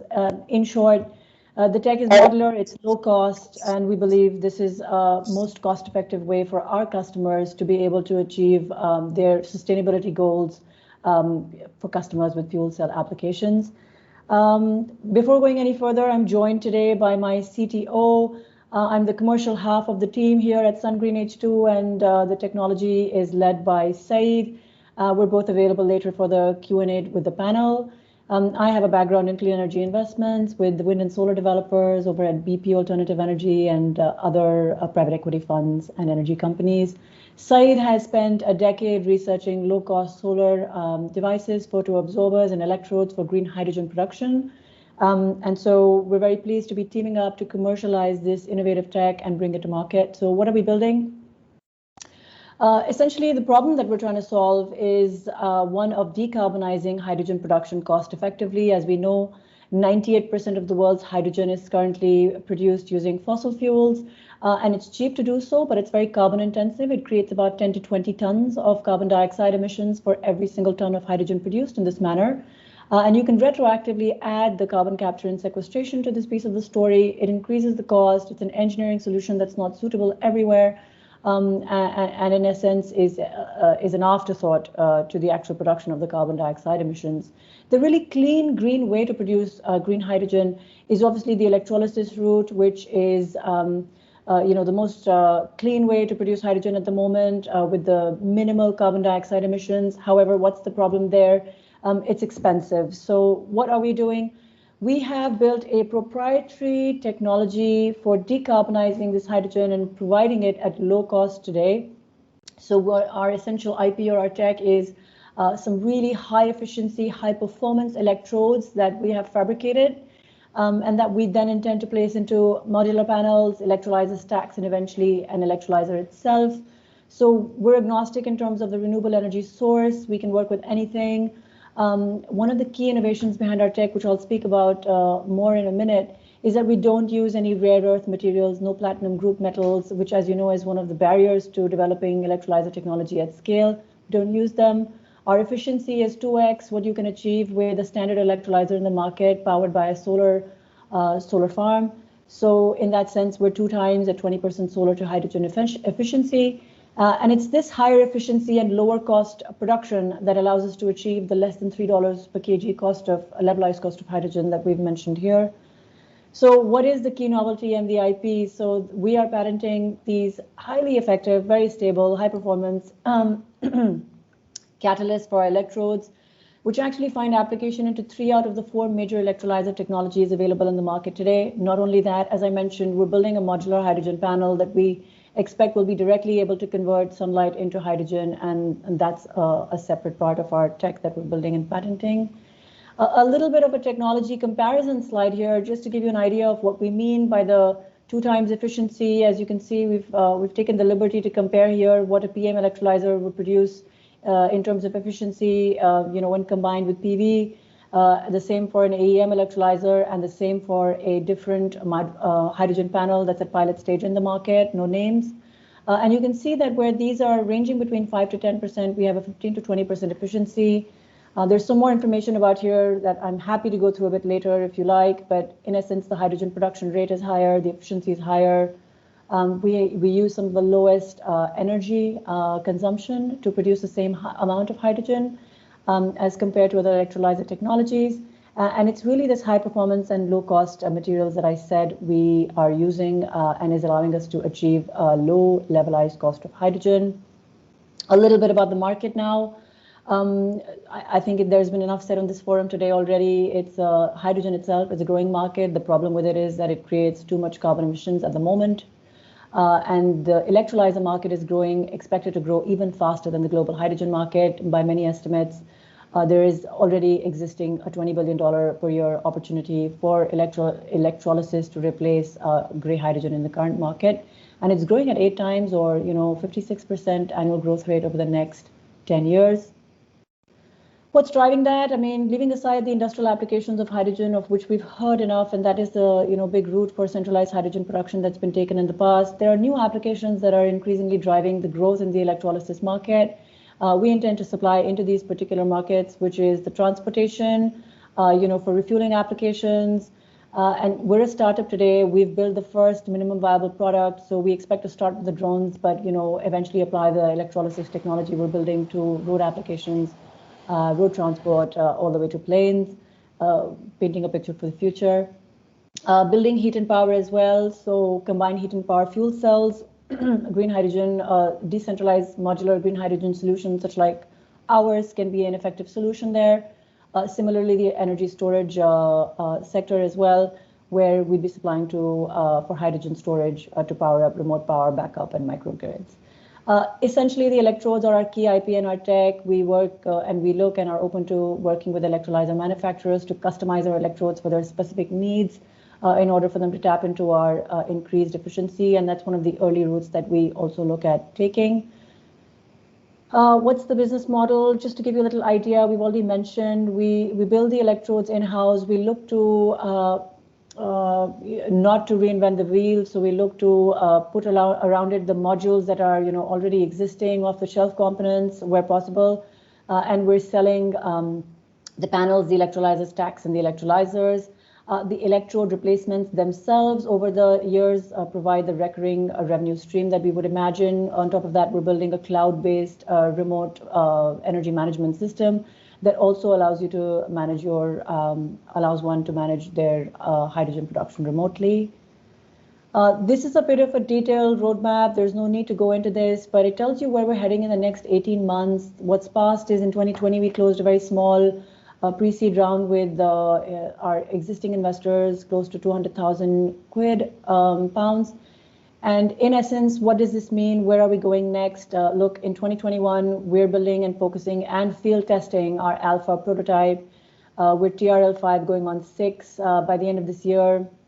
Our milestone for the first half of the year is to build an additional beta prototype, which also builds in certain components around compression, around stacks for the existing prototype that we have. And we'll look to be doing the entire system integration for the electrolyzer part. The second half of the year will see us working to put an industrial design around our initial product and look to put in place contract manufacturing, as I mentioned, for the module components and to fabricate the electrodes in-house to realize early sales. Beyond 2021, we look at, for our own growth, it'll be the stage where we're actually looking at commercial manufacturing a full stack electrolyzer. And beyond that, we'll be looking at scaling and maturing the organization. So that's a little bit about us in brief. 5 minutes is enough to describe a business, but I'm sure the panel will have questions for us. And I'm joined by my colleague, Saeed. We're happy to take the tech questions now. Thanks. Hi, Talika. It's Jordan Darg here. Can you hear me? Our camera will kick in a second, so I do apologise. No worries. So a great pitch, by the way, and I wouldn't probably expect it to be any different given the fact that you've got an amazing background there in terms of the investment landscape that you've worked within. So obviously I was really interested in this. I'm really interested in this opportunity in terms of, I've got a number of questions, so I'll quickly try and get through them. But the electrolyzer that you're talking about, how easy could that be replicated given that you're using existing technologies coupled with your technologies? So I'm looking at it from a risk perspective. Yeah, sure. I mean, perhaps I can explain it better. So the building blocks of any electrolyzer technology are the electrodes themselves. We look to completely manufacture those in-house. That's our IP. That's what we're patenting. And we keep that secret recipe very close to our heart and look to not release that manufacturing outside of, our own company. But what we look to do is when placing it into an electrolyzer stack, when placing it into a panel, we very much look at using off-the-shelf components, existing designs, in order to place the electrodes into them. So, for example, we don't need to reinvent the whole design for an electrolyzer. We're happy to aggregate off-the-shelf components and do that. That's not our key core IP in any case. So the electrodes very much we look at. And so we will look at the assembly of the electrolyzer as well in-house. That's pretty much our USP. And what's your price point as well for those electrolyzer, and obviously what's your margin on it? Yes, we've got healthy margins. I'm happy to give you some detailed information, Jordan, offline, but I can tell you that for the comparison, if you want to compare our technology, our single 1 kg electrolyzer, single electrolyzer, it's cheaper, or it's cheaper than anything else you could compare to directly in the market without naming names.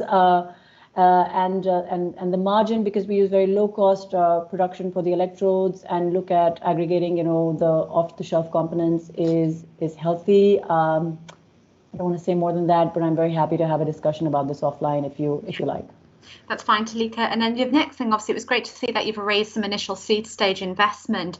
Obviously, based on the money that you've raised, I guess there's been some healthy validation around the product, and I'd be keen just to learn a little bit more about how it's been validated. Yeah, absolutely. We went through a round of technical due diligence with a third-party due diligence technology validation company in the UK. Happy to share that technology validation report with you. If you'd like to request it offline, we're happy to do that. At every stage, we also look to compare ourselves with the most efficient and the leading sort of commercial electrodes available in the market. And we're happy to provide data around how our technology compares with the leading commercial electrodes provider available today. Okay, So great. Yeah, it'd be about the wonderful to have technology. Brilliant. It'd be great to have a chat offline because, as I say, I've got loads of questions around this one, but I'll hand over to one of my other panel members because we're very tight on time. Thanks, Jordan. I look forward to being in touch. Thank you. Hi, Talika. It's Simon. I don't know if I've... Oh, yes, there I am. Hi, Simon. Thank you. And lovely to have someone from Singapore, somewhere I spent a lot of my childhood growing up. So it's always nice to have a flashback there. I was, I think I've understood it correctly. You've said that that your model is to make electrodes, panels, and electrolyzers by assembling other people's bits and pieces together. I suppose it was just a cautionary note, but it's a cautionary note that I'm very happy for you to challenge and tell me I've totally misunderstood. So please don't take this the wrong way. But I've been in the hydrogen fuel cell business for 20 years, and I've seen some component manufacturers to fuel cells, for example, start to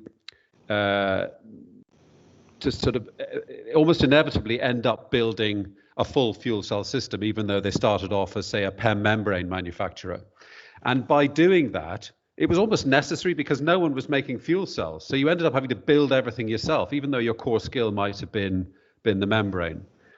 But in so doing, what those companies found, one very famously and very destructively, was that they were sort of cannibalizing. They were starting to do what their end customer really wanted to do. So a company making a membrane, for example, they were selling those membranes to membrane electrode assembly manufacturers, but then the membrane manufacturers started to make MEAs themselves.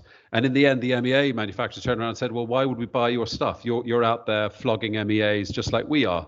And I just worry a little bit about that. So I'm about to come to the end of my point, which is, you know, if you're suppliers to electrolyzers and at the same time you're saying you're going to make electrolyzers, I'm just worried about what's going to happen to your market for selling your components to other electrolyzer companies, because they might start to feel threatened.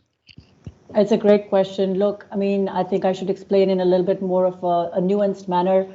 We're a startup and we have a technology that's TRL level 5 or 6. We know how to build the electrodes and are assembling the first electrolyzer ourselves.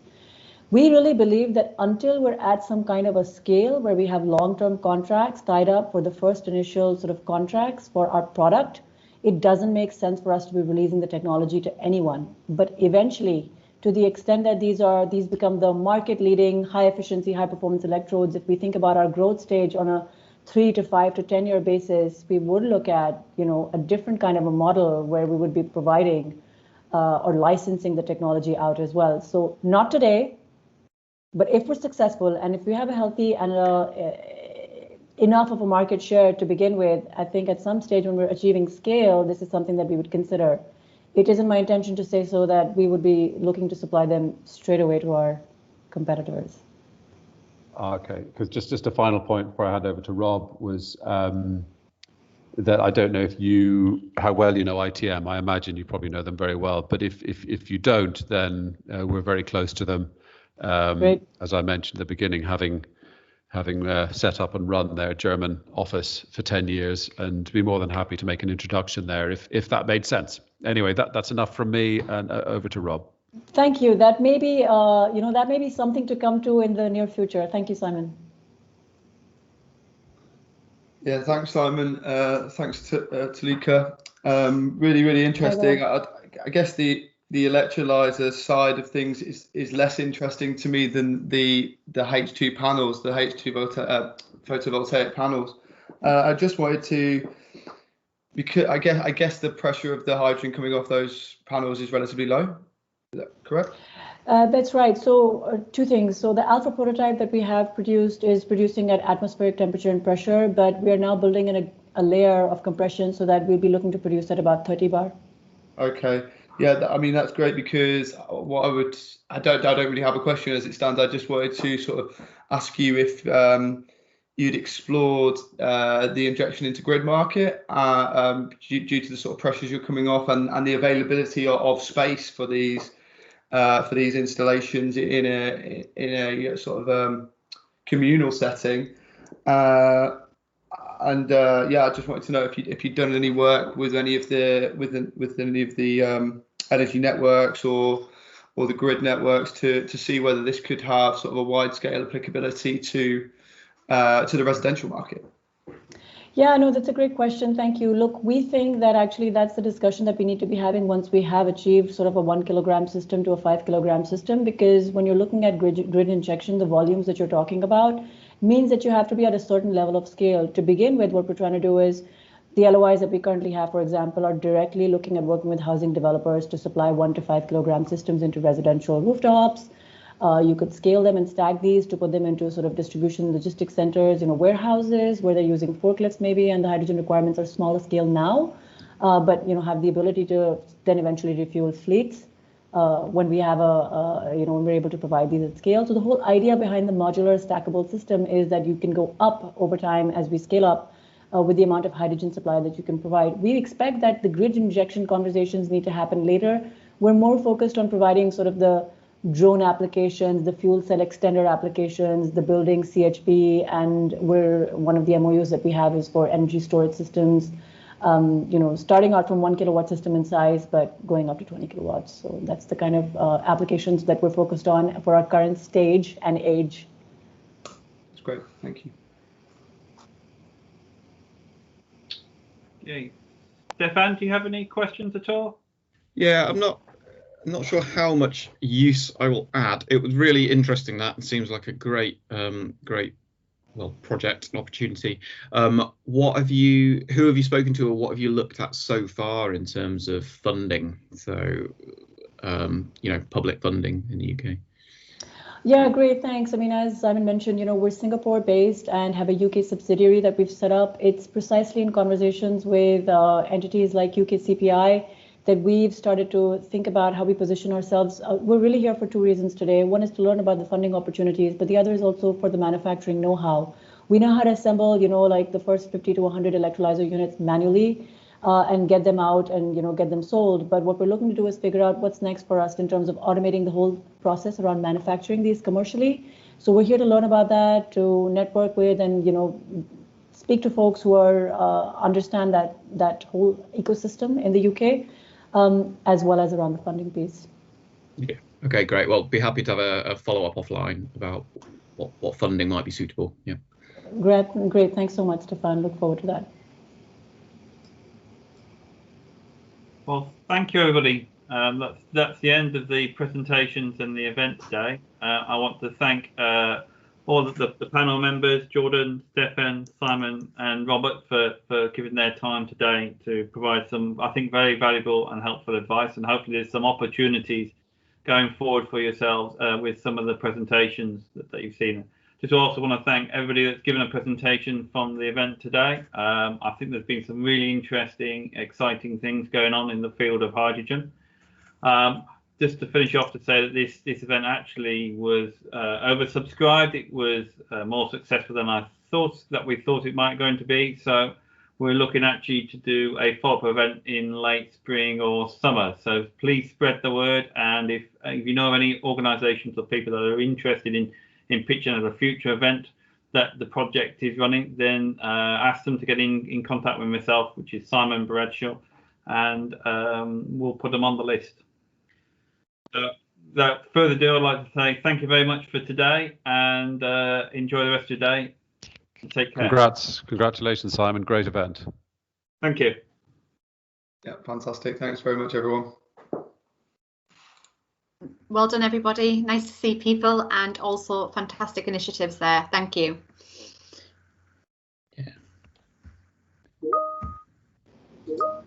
Thanks very much, Simon.